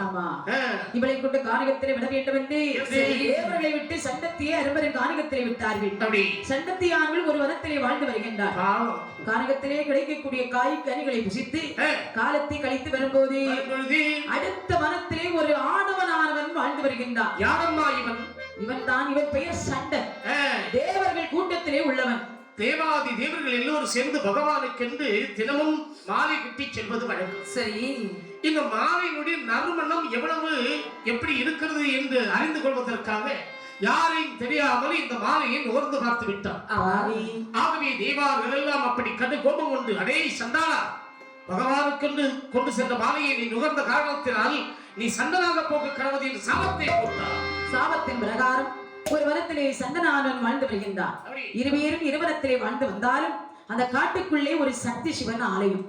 அந்த ஆலயத்தில் வந்து 2 பேரும் ஆண்டவனை தரிசனம் செய்வது வழக்கம். ஆமா, தினந்தோறும் அப்படி தரிசனம் செய்வார்கள், ஆனால் பேசிக்கொள்ள மாட்டார்கள். சரி, சண்டனானவன் பல நாளும் பார்க்கின்றான் சண்டத்தியை. சண்டத்தை பாக்குறான், ஆனா சண்டத்தை சண்டனை பார்க்கல. ஆமா. ஒரு நாள் நினைக்கிறான் சண்டை. என்ன? இந்த பெண்ணானவள் கானகத்தில் தன்னந்தனியாக வாழ்ந்து வருகின்றாள். அவளுடைய ஊர் பெயர் என்னவென்று கேட்க வேண்டும். கேட்கணும்ல. இந்த பெண்ணுடைய அருகிலே வருகிறான். பெண்ணை பார்த்தவள் கேட்கின்றான். என்ன கேட்கின்றான்? அம்மா பெண்ணே, என்ன உனக்கு எந்த ஊர், எந்த தேசம், எங்கிருந்து எங்கு வந்தாய்? எந்த ஊர், எந்த தேசம், எங்கிருந்து எங்கு வந்தாய்? வந்ததோரு விவரமதை, வந்ததோரு விவரமதை, வரலாறு சொல்லு பெண்ணே. எங்கிருந்து எங்கு வந்தாய்?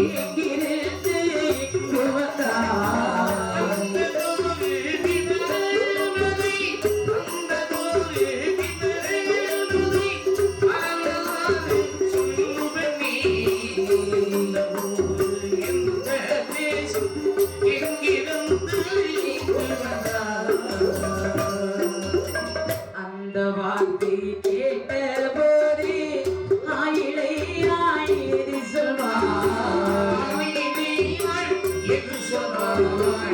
அந்த வார்த்தை கேட்ட போதே ஆயிழை ஆயிரி சொல்வாய்.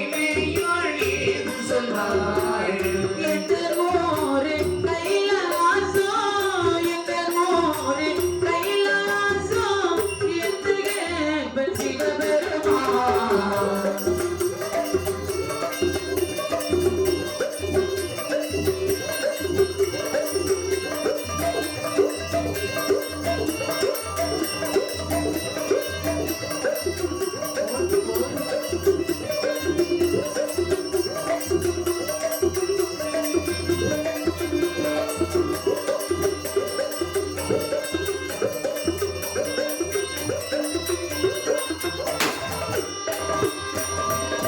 பெண்ணுடைய அருகிலே வருகிறான். பெண்ணை பார்த்தவன் என்ன கேட்கின்றான்? பெண்ணே, அண்ணே, கானகத்தில் தன்னந்தனியாக உலாவிக் கொண்டிருக்கின்றாயே, மானே தேனே மரகதமே தெவிட்டாத தெல்லமுதி கனியே. எங்கம்மா பேச நீ பாட்டுக்காராக்கா தனியா? இதற்கும் அவள் மயங்க மாட்டாள் போல் இருக்குது. இவ்வளவு ஆசை வார்த்தை சொல்லி அவள் மயங்கவில்லை. இனி அழகான ஒரு பாடலை பாட வேண்டும். அவன் சிலவங்களுக்கு கவிதை சொன்னா பிடிக்கும். மானே மரகதமே, உன்னுடைய பெயர் என்னம்மா? ராட்சதா. என்ன? என்னுடைய ஊரா? ஆ, என்னுடைய ஊர் கைலாசம். கைலாசம். நீ எதற்காக இந்த காரணத்தில் சுற்றி சுற்றி வந்து கொண்டிருக்கின்றாய்? கைலாச மலையிலே பகவானுக்கு பார்வதிக்கு ஆ, 10 வயது வரை பிள்ளையாக வளர்ந்தேன். ஐயோ, அதன் பிறகு என்னை கொண்டு காரகத்தில் விட்டு விட்டார்கள் ஐயா. பாவிகள் இரக்கமற்றவர்கள் கொண்டு வந்து இப்படி விட்டு சென்று விட்டார்களே. சரி அம்மா, என்ன? நீயும் யாருடைய துணையின்றி வாழ்ந்து வருகின்றாய், ஆமா, நானும் யாருடைய துணையின்றி வாழ்ந்து வருகின்றேன். சரி. இதப்பா, உன்னுடைய பெயர் என்ன? என் பெயர் சண்டத்தி. உன்னுடைய பெயர் சண்டத்தி. ஆமா. என்னுடைய பெயர் சண்டன். ஓ, சண்டனா. ஆ, ராட்சதா. ஆ. உங்களுக்கு எந்த ஊரோ? எனக்கும் கைலாசம். இந்த கானகத்தில் எதுக்கு வந்திருக்கீங்க? தேவாதி தேவர்களோடு மலர்மாலையை கட்டி செல்லக்கூடிய நேரத்திலே மலர்மாலையுடைய நறுமணம் எப்படி இருக்கிறது என்று முகர்ந்து பார்த்த காரணத்தினால் சரி, என்னை சண்டனாக போக கணவதி என்று சாபத்தை கொடுத்து காத்திலே விட்டு விட்டார்கள். சரி. ஆமா, ஆ, இதோ பாருங்கள். என்ன? ஆமா, உனக்கு திருமணம் ஏதாவது ஆகியிருக்கிறதா? திருமணம் இல்லை ஐயா. இல்லையா? நானும் திருமணம் எல்லாம் வேண்டாம் என்றுதான் காரணத்தில் இப்படி அலைந்து கொண்டேன். சரி. ஆனால் உன்னை கண்டவுடனே மனதை மாற்றிக் கொண்டேன். எப்படி? உன்னை திருமணம் செய்து இந்த காரணத்திலே வாழலாம் என்று ஆகட்டும் என்று சண்டனார்கள் சண்டத்திய மனமுடிக்க வேண்டும் என்று சரி ஆண்டவனை சாட்சியாக வைத்து காட்டிலே இருந்து ஒரு வள்ளிக்கொடி எடுத்து வந்து அவர்களுக்குள்ளே மந்திரத்தை ஓதினார்கள். ஓதி சண்டன் சண்டத்திகள் திருமாங்கல்யம் சூட்டினார். திருமணத்தை முடித்தார்கள். சரி. அந்த காட்டுக்குள்ளே ஒரு குடில் அமைத்து கணவனும் மனைவியும் ஒற்றுமையாக வாழ்ந்து வருகின்றார்கள்.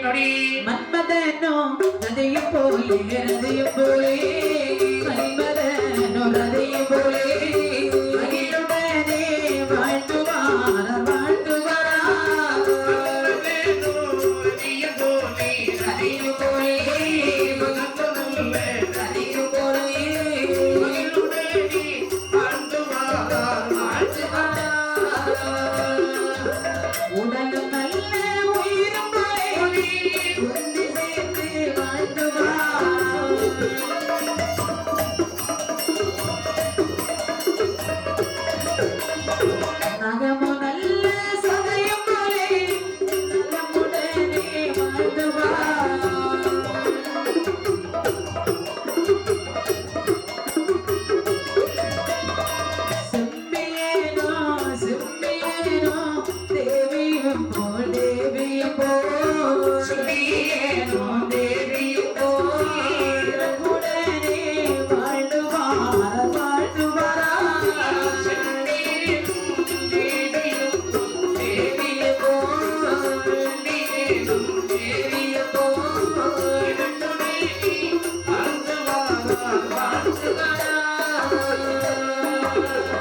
சண்டன் சண்டத்தை திருமணம் முடித்து மன்மதனும் ரதியும் போன்று நகமும் சதையும் போன்று அன்பும் மரணம் உடைத்தால் என் இயல் வாழ்க்கை பண்பும் பயனும் அது என்று சொல்லக்கூடிய திருவள்ளுவர் கூற்றிருக்கிறாங்க. மன்னவனும் தேவியும் அரசாண்டு வருகின்றார்கள். அப்படி வாழ்ந்து வரும்போது இறைவன் திருவருளாலே சண்டத்தையானவள் கற்பமுற்றாள்.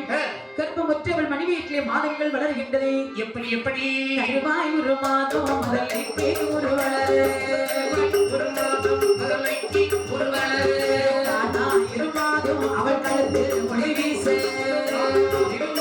அவள் கழுத்து மொழி வீசு, மூன்றாண்டு மாதம் புத்தி நிறமானா,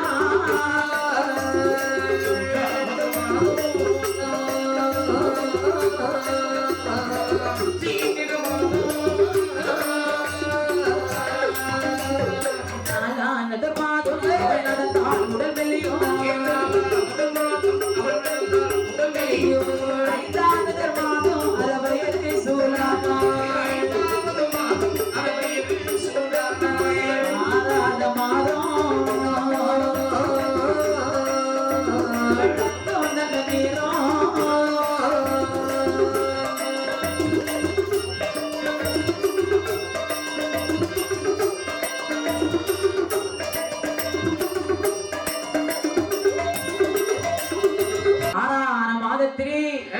ஆசை பண்ண சாப்பிடக்கூடிய மாதம். ஆமா.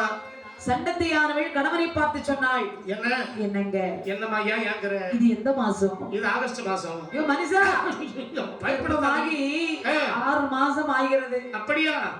அதாமா, எனக்கு இது நாள் வரைக்கும் ஆசை பண்ண நீங்க வாங்கி கொடுத்ததே இல்லை. நம்ம இருக்கிறது காட்டுக்குள்ளால. காட்டுக்குள்ளேதான் காய் கனிகள் கிடைக்கும் அல்லவா?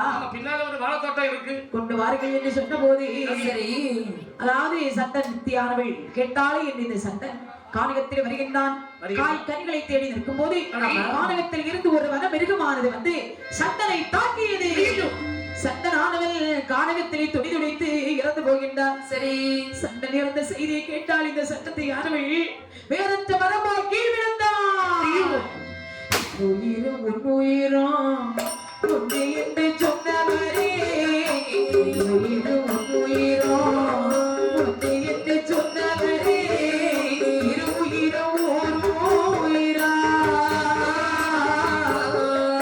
இதுவே இது நாள் வரை, இது நாள் வரை, இதுவே இது நாள் வரை.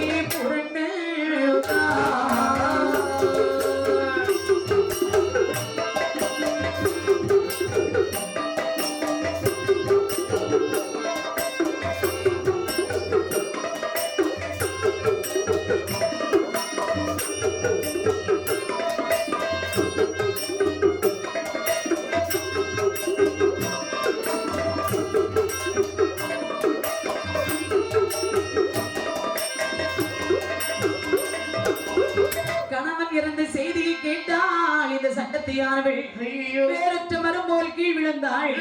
உருண்டாள் முருண்டாள், முட்டினாள் மோதினாள், அடித்தாள் அழுதாள், ஆண்டாண்டு காலம் அழுது புரண்டாலும் ஆண்டார் வருவார் உண்டோ மண்டலகம் உள்ளவரை வந்ததாக சரித்திரம் இல்லை என்பதை உணர்ந்தாள்.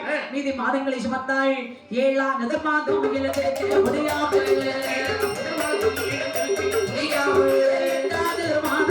முட்டாய் வருகிறாள். 9ஆவது மாதம் உடையவரை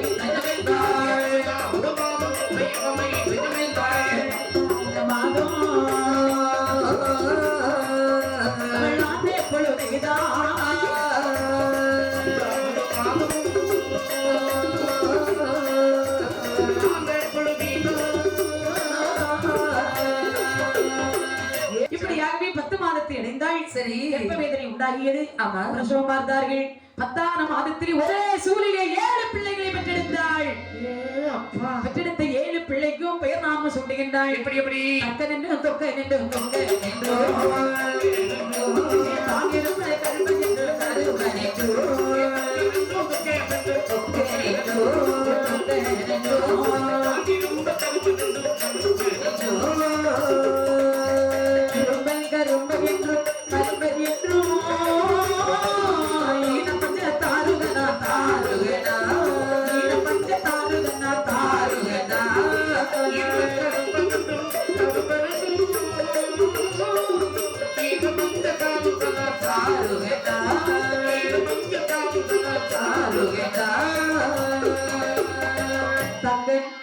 இரும்பன் கருமை சமிகரன் சம்பரன் தாருகன் என் அருமையாக பெயரை சூட்டினார்கள். சரி, இவர் அருமையாக பெயரை சூட்டி 4 வண்ணம் பொழுது மேனியாக வளர்த்து வரும்போது பிள்ளைகளுக்கு வயது ஒரு 7 வயது ஆகிறது.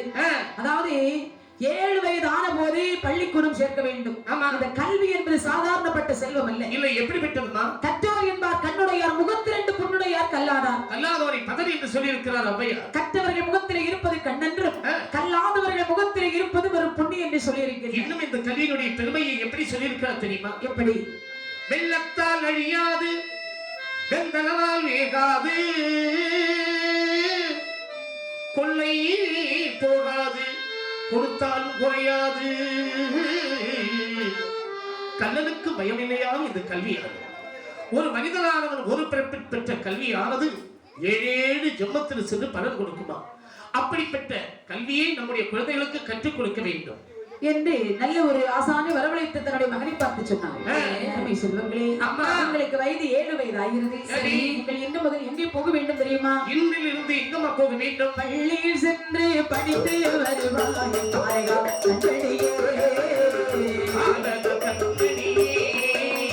பள்ளியில் சென்று படித்து வருவாய்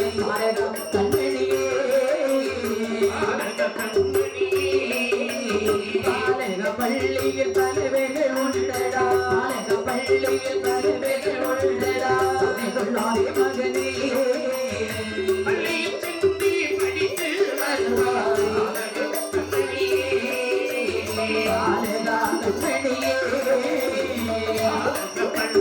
பலவைகள் உண்டடா, பள்ளியில் பலவைகள்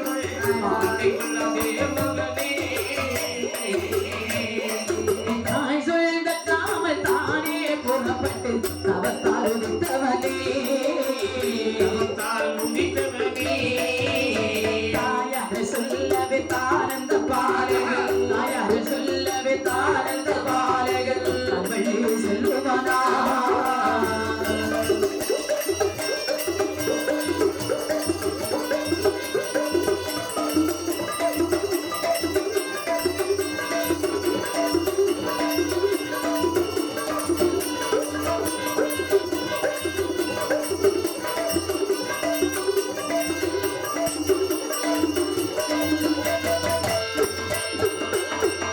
அருமை செல்வங்களே, உங்களுக்கு 7 வயதாய் அம்மியா?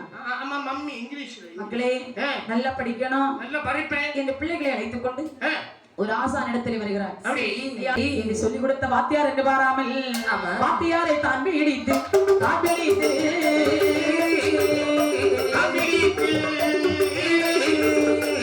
மருத்துவரை கட்டி வைத்து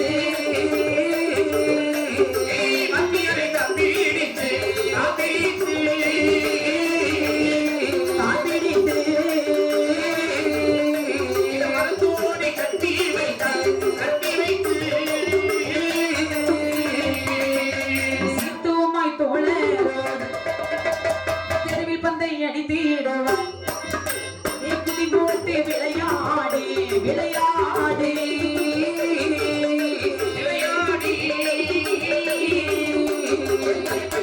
செய்து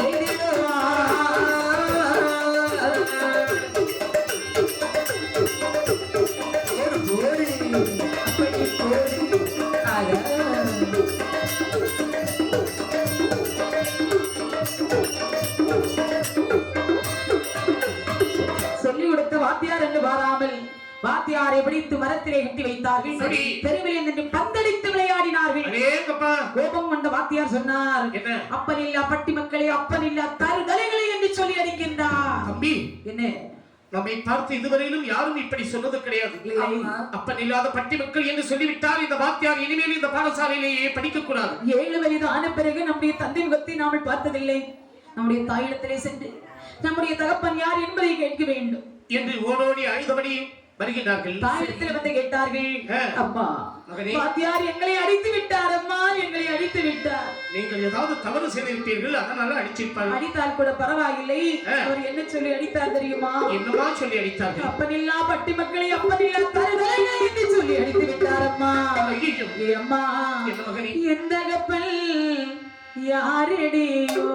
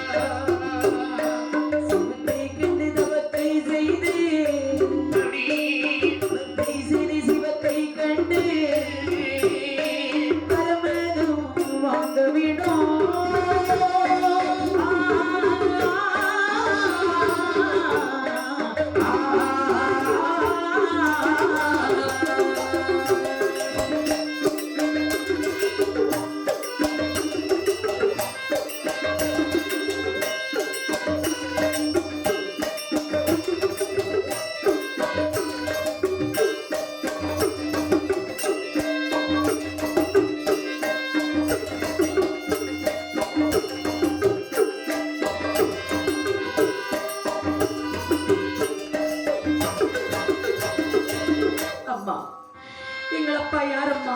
7 வயது ஆகியும் எங்கள் தந்தை முகத்தை நாங்கள் பார்த்ததில்லை. எங்கள் தந்தை யாரு? உங்களுடைய தந்தை தானே. 6 மாத கர்ப்பமாக இருக்கக்கூடிய நேரத்திலே எனக்கு காய்கறிகள் பறித்து வருகிறேன் என்று கானகத்தில் சென்று உன்னுடைய தந்தையை கொண்டு விட்டதம்மா ஒரு கொடிய மிருகம். கேட்டு விட்டீர்களே. இப்போது நமக்கெல்லாம் தந்தையாகி விலகிக் கொண்டிருப்பது யார் தெரியுமா? யாரு? நம்மையெல்லாம் படித்த அந்த ஆதி பரம்பொருளாகி சிவபெருமான் தான் நம்முடைய தந்தை.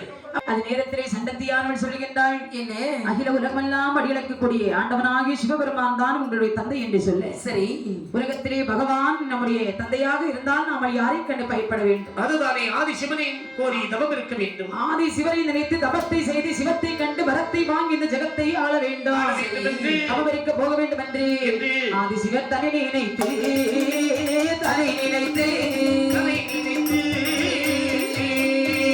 தவம் செய்வோம் என்று ஆதி சிவனை நினைத்து தலை நினைத்து தவம் செய்வோம் என்று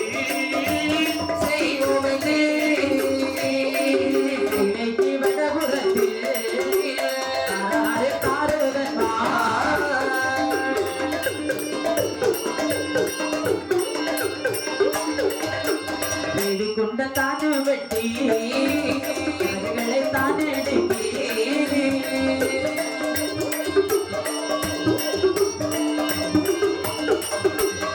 அக்கினியை தான் வளர்த்து தவங்கள் செய்தார்.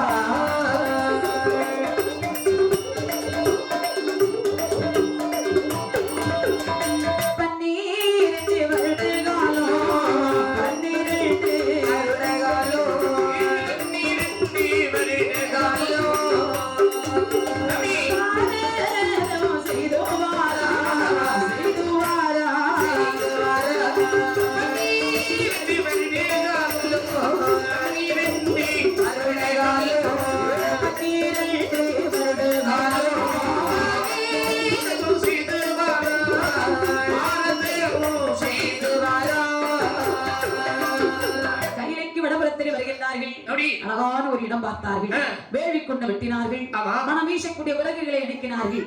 அக்கினியை வளர்த்தார்கள். சரி, அதாவது அதை சுற்றி இருந்து தாந்தன்மார்கள் 7 பேரும் கால் மேலும் தலைகீழுமாக நின்று 12 வருட காலம் பாரதவம் செய்கின்றார்கள்.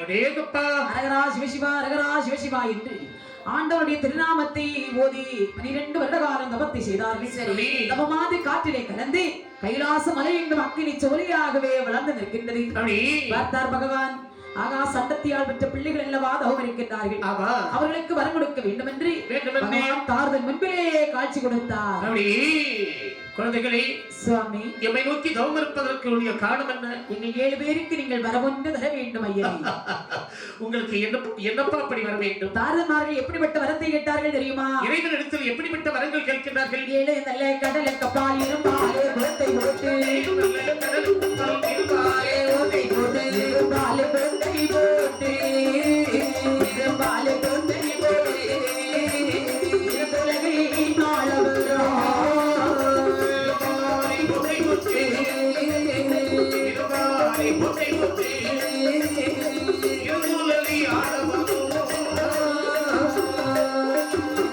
சுரப்பட்டு வாசல பழிக்க வரும் அரக்கத்தலை முளைக்க வரும்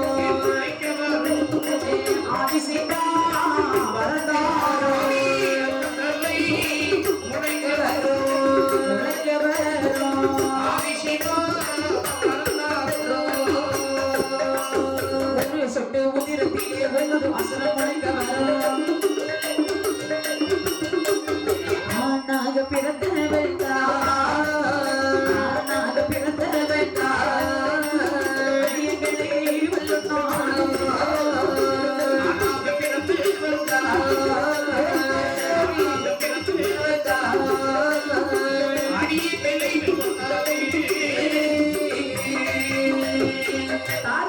எப்படிப்பட்ட வரத்தை கேட்டார்கள் தெரியுமா? எப்படிப்பட்ட வரம் கேட்கின்றார்கள்? 7 கடலுக்கு பால் இரும்பாலே 7 கோட்டை போட்டு அரசாள்வதற்கு வரம் தர வேண்டும். அதற்கு உனக்கு வரம் தந்தே. இரும்பு கோட்டை போட்டு அரசாண்டாலும் எங்கள் மேல் பொறாமை கொண்டவர்கள் எங்களோடு சண்டைக்கு வருவார்கள். அப்படி சண்டைக்கு வந்து விட்டார்கள் ஆனால் அவர்கள் பகுதி பலம் எங்களுக்கு கிடைக்க வேண்டும். சரி, போர் செய்யக்கூடிய நேரத்திலே கையிலே இருக்கக்கூடிய ஆயுதம் தவறி கீழே விழுந்தால் மறு ஆயுதம் எங்கள் கையிலே வர வேண்டும். நினைத்து பாரு, அப்படியாகட்டும். யாராவது வந்து எங்கள் தலையை அறுத்து விட்டார்களே ஆனால் அறுக்க தலை முளைத்துக் கொண்டிருக்க வேண்டும். சரியம்மா, எங்கள் உடம்பிலே இருந்து, அதாவது அது மட்டுமல்ல சுவாமி, ரத்தம் கீழே விழுந்தால் 1000 அசுரம் முளைக்க வரும். ஆமா, ரத்தம் இல்லாமல் தான் அடைக்கணும். சில உடம்பு அடைக்கணும். சரி, ஆனாகப்பட்டவர்கள் கைனாலே அழியாத வரத்தை வாங்கினான் தாருதன். மீசை இல்லாத பெண்ணாமல் நம்மளோடு போருக்கு வருவாளாய். இவள் எப்படி நம்மோடு போருக்கு வருவாள்? ஆனாகப்பட்டவர்கள் கைனாலே அழியாத வரத்தை வாங்கினான் இந்த தாருதன். வாங்கிவிட்டு ஆகாச ரதத்திலே ஏறினார்கள். ஆணவத்தோடு வந்து கொண்டிருக்கின்றார்கள். வடக்கு கோட்டை வாசலிலே வடிவிலகி ஆதிபரா சக்தியானவள் அமர்ந்திருக்கின்றார். பார்வதி நினைக்கிறாள், ரதத்திலே வருகிறது யாரை? சண்டத்தையால் பெற்ற பிள்ளைகள் அல்லவா? வரம் கொடுக்க வேண்டும் என்று பிள்ளைகள் வரக்கூடிய ரதத்தை நிறுத்தினாள். அருமை செல்வங்களே, நீங்கள் 7 பேரும் எங்கிருந்து எங்கு போறீ? எங்கிருந்து எங்கு போறீ?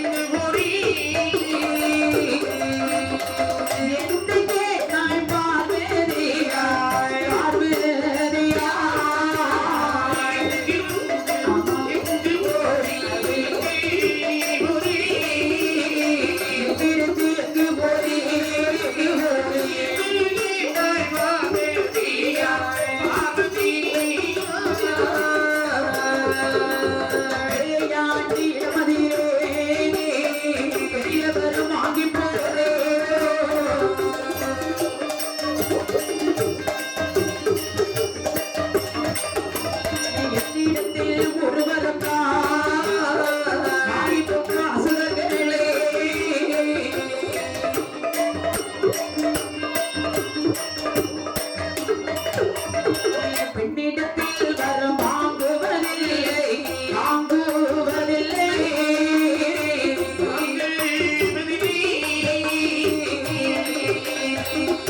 ஓடி என்றார் அசுரரெல்லாம் அசுரரெல்லாம்.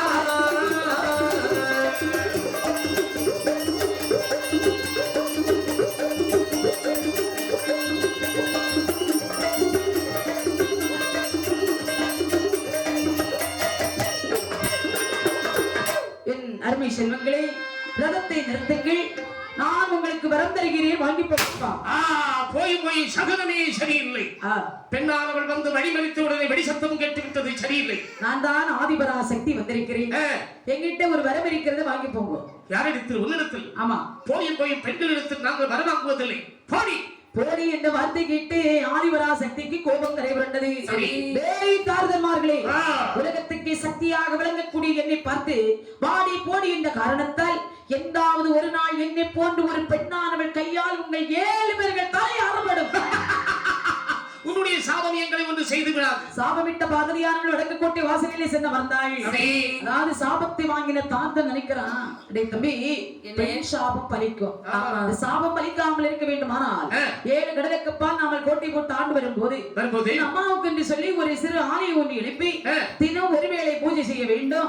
வருடம் தவறாமல் கப்பம் செலுத்த வேண்டும். இது நல்ல யோசனை. நாளடைவில் இந்த சாபமானது தீர்த்து விடும் என்று சொல்லி மறுபடியும் ரதத்தில் ஏறினார்கள். 7 கடலுக்கப்பால் வந்தார்கள். இரும்பாலே 7 கோட்டை போட்டார்கள். ஆதிபரா சக்திக்கென்று சொல்லி ஒரு திரு ஆலயம் ஒன்று எழுப்பி தினம் ஒருவேளை பூஜைக்கு ஏற்பாடு செய்தார்கள். வருடத்துக்கு ஒரு முறை கப்பம் செலுத்தி வந்தார்கள். ஆணவம் தலை தொங்கியது. டேய் தம்பி, பெண்ணானவளுக்கு எதுக்குடா நம்ம கோயிலுக்கு பூஜை செய்யணும்? இழுத்து போட்டு பூஜையை முடக்கி கப்பத்தை முடக்கினார்கள். ஆதிபரா சக்தியானவள் கோபம் கொண்டாள். மட்டுமா செய்கிறார்? என்ன என்ன? தேவலோகத்தில் இருக்கக்கூடிய தேவர்களை எல்லாம் பிடித்து சிறையிலே வைக்க வேண்டும். தேவர்களை கண்பிடித்து சிறையிலே வைத்திடுவார். இந்திரனை கொண்டு வந்து ரணவிலங்கில் போட்டிடுவார். சூரியனை கொண்டு வந்து விளக்காக எரிய செய்தார். வருணனை தான் கொண்டு வந்து மழையாக பொழிய செய்தார். ஆங்காரம் கொண்டல்லவோ அரசாட்சி செய்துவாரா.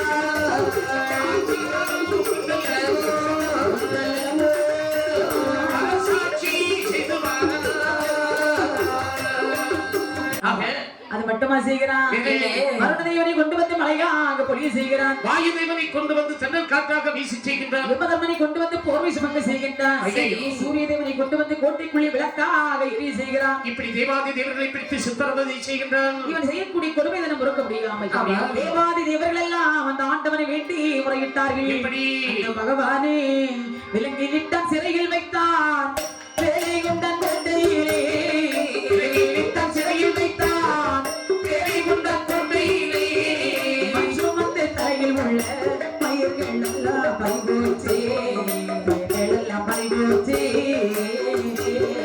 விலங்கிலிட்டான், சிறையில் வைத்தான், வேலை கொண்டான், கோட்டையிலே விலங்கிலிட்டான், சிறையில் வைத்தான், வேலை கொண்டான், கோட்டையிலே மனுஷமந்த தலையில் உள்ள பயிர்கள் எல்லாம் பறிபோச்சே, எல்லாம் பறிபோச்சே.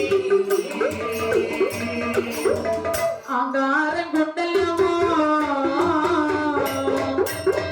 ஆங்காரம் கொண்டல்லவோ அரசாட்சி நடத்துகிறாய்.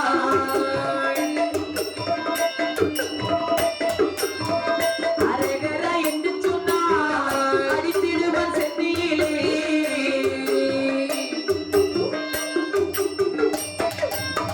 சிவ சிவா என்று சொன்னால் செவிட்டியிலே அடிக்கிறவா, செவிட்டிலே அடிக்கிறவா. விலங்கிலிட்டான், சிறையில் வைத்தான், வேலை கொண்டான், கோட்டையிலே விலங்கிலிட்டான், சிறையில் வைத்தான், வேலை கொண்டான், கோட்டையிலே மனுஷமந்த தலையில் உள்ள பொறிகள் எல்லாம் பறிபோச்சே, எல்லாம் பறிபோச்சே. அந்த பகவானே, காளி வாகன காமதேகன ஆபத் பாண்டவானா ஆதரட்சகா ரட்சகா, சண்டாள பாவியாகிய தாரதன்மார்களுக்கு கேட்ட வரத்தை எல்லாம் கொடுத்த காரணத்தால் எங்களை எல்லாம் பிடித்து சிறையிலே வைத்து சித்திரவதை செய்கிறான். அது மட்டுமா எது மண்ணு சுமக்க செய்கிறான் மண் சுமந்து தலையில் உள்ள மயிர்கள் எல்லாம் பறிபோச்சு ஐயோ அரகரா என்று சொன்னால் அடிக்கிறான் சென்னையிலே சிவா என்று சொன்னால் ஓடோடி வந்து செவிட்டிலே அடித்து விடுகிறார் ஒருவனுக்கு சம்பளம் இல்லாமல் ஒரு நாள் 2 நாள் வேலை செய்யலாம் சாகுமரி செய்வார்களா பகவான் 7 தேவர்கள் ஆண்டவனை வேண்டி முறையிடும் போது அப்படி பார்த்தார் பகவான் ஆணாகப்பட்டவர்கள் கையினாலே அழியாத வரப்பெற்ற தார்தனை வதம் செய்ய வேண்டுமானால் பெண்களை பிறவி செய்ய வேண்டும் என்று 70,000 மாதுக்களை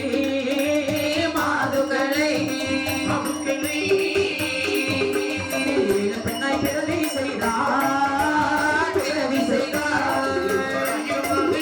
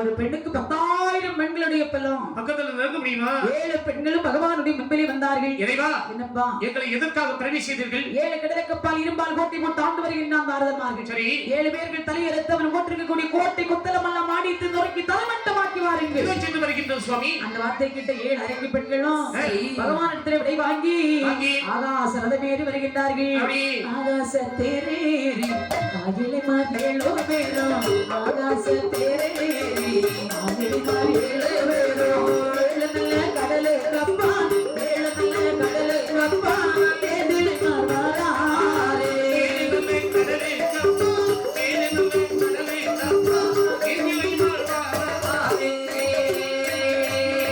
தாரோதன் கோட்டை வந்து தாரையத்தை 7 பெண்கள்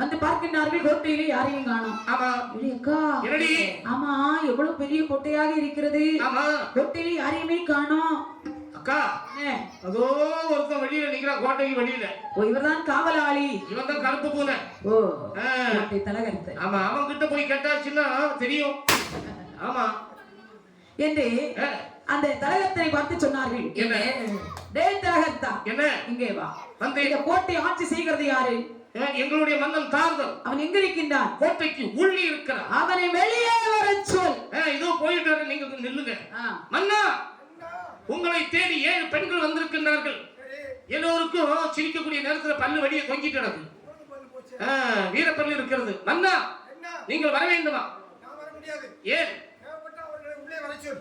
அம்மா என்ன நீங்கள் உள்ளே போக வேண்டும் அப்படியா ஆமா அவ்வளவு பெரிய ஆளா ஆமா அவ்வளவு பெரிய வீரன் என்ன உடனே அரைக்கி பெண்கள் சென்றார்கள் சரி தாரதனுடைய கழுத்தை அப்படி பிடித்தார் கடகடவென்று வெளியே எடுத்து வர்றான் ஏய் தாரதா வாங்கட்ட வெளியே வர சொன்னது நீதானே என்ன செய்ய போற நான் தான் வெளியே வர எதுக்கு கூப்பிட்ட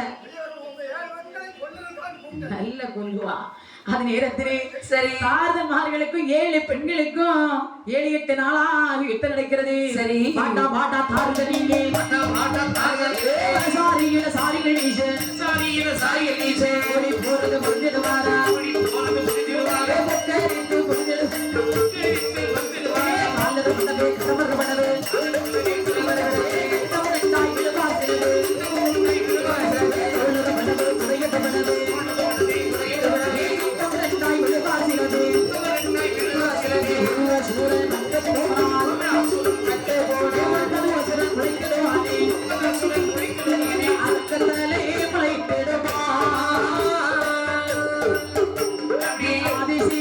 கொடுத்தவர்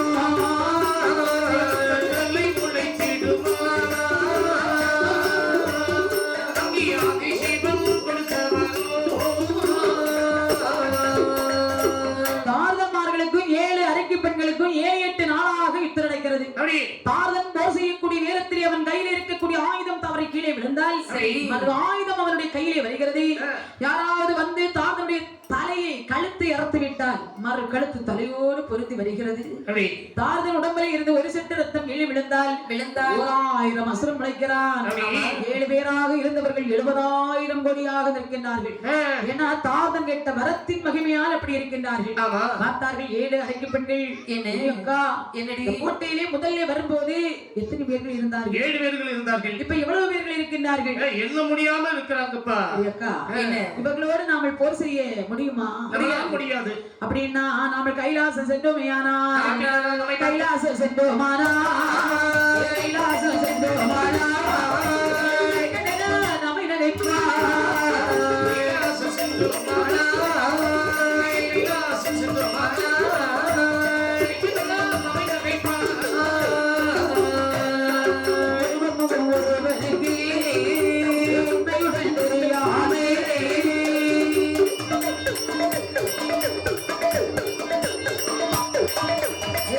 நல்ல கடல் அருகே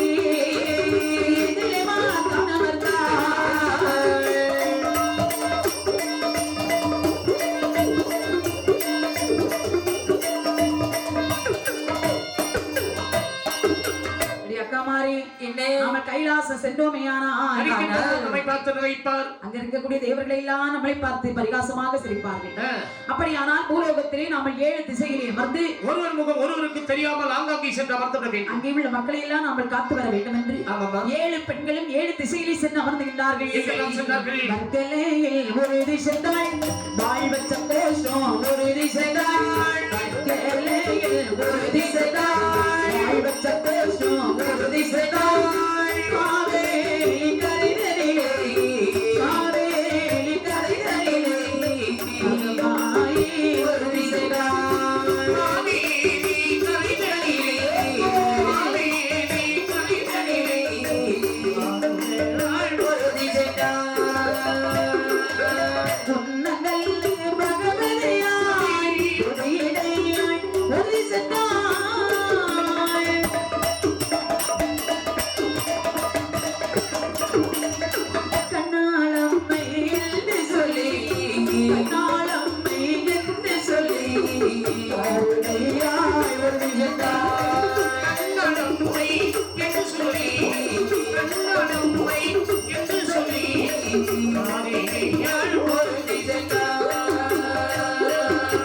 மண்டை காட்டு செல்வியாக மகமாயே உறுதி சென்றாள் கண்ணியா குமரியிலே கண்ணியை பகவதியாய் உறுதி சென்றாள்.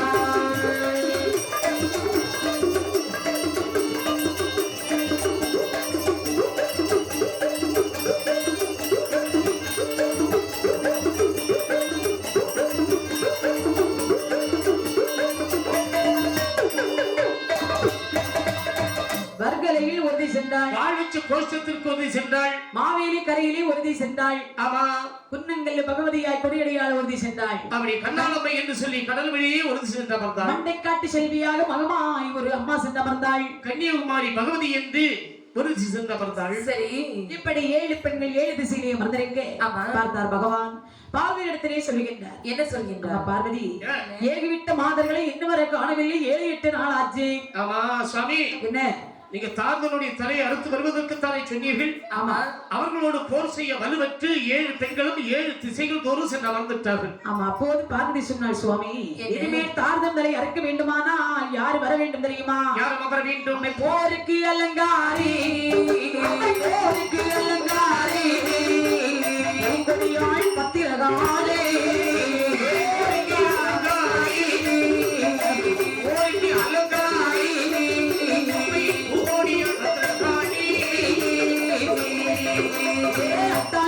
சரத்தனகி சரத்தனகி ஆயிழையாய் மாதாலே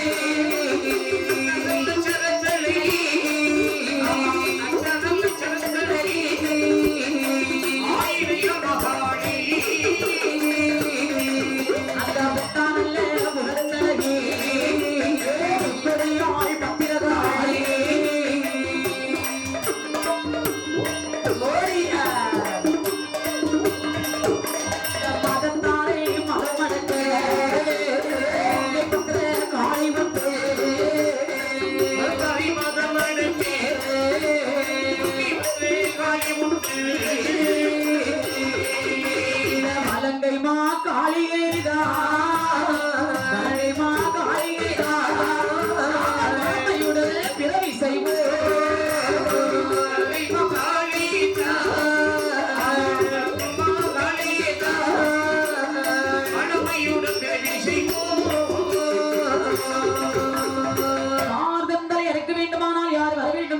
யார் வர வேண்டும்? போர் செய்ய வல்லமை படைத்தவள் போருக்கு அலங்காரி பூங்கொடியாள் பத்திரகாளி அத்தா சிரத்தலகி ஆயிழையா மாகாளி மாகாளி மகளே வடபத்திரகாளி மகளே அதாவது மங்கை பத்திரகாளி அம்மை வந்தில்லாமல் மதத்தாரை மதமறக்க முடியாது.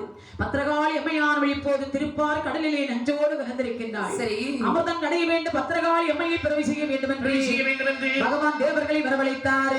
அங்கே வாரிபில்லா அதை வாரே வார்த்தை கொண்டே சொல்லுகிறாய் சொல்லுகிறாய் கடலிலே சென்றோம்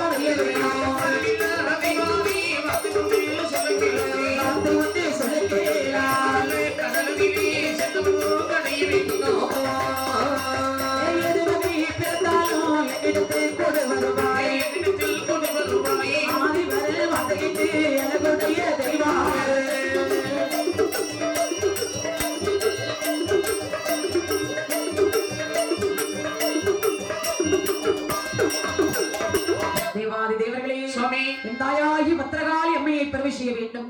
திருப்பார் கடலிலே தெய்வ அமிர்தம் கிடைந்து வாருங்கள். ஏது வகை பிறந்தாலும் என்னிடத்திலே கொண்டு வாருங்கள். அந்த வார்த்தை கேட்டு தெய்வாதி தேவர்கள் அலைகடலுக்கு வருகின்றார்கள். ஆலியை தாலியாக்கினார்கள். மகேந்திரகிரி மலை மத்தாக பாவித்தார்கள். வாசுகி என்று சொல்லக்கூடிய பாம்பை கயிறாக கொட்டினார்கள். சந்திரனை அடைக்கல்லாக்கி சூரிய பகவானை குடையாக கொண்டு தேவர்கள் அங்கும் இங்குமாக நின்று தெய்வ அமிர்தம் அடைந்தார்கள். அமிர்தத்திலே மூதேவி தான் பிறந்தாள். அமிர்தத்திலே சீதேவி தான் பிறந்தாள்.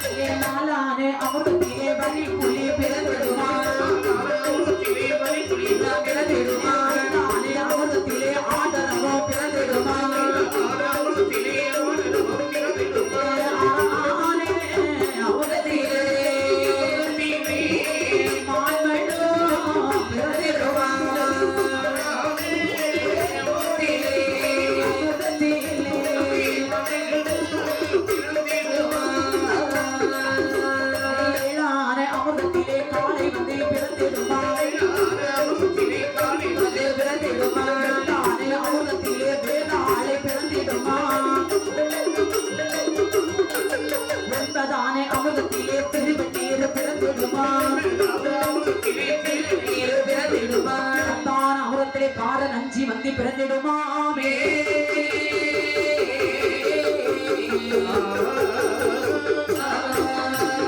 நஞ்சை கண்ட ஈஸ்வரனாரும்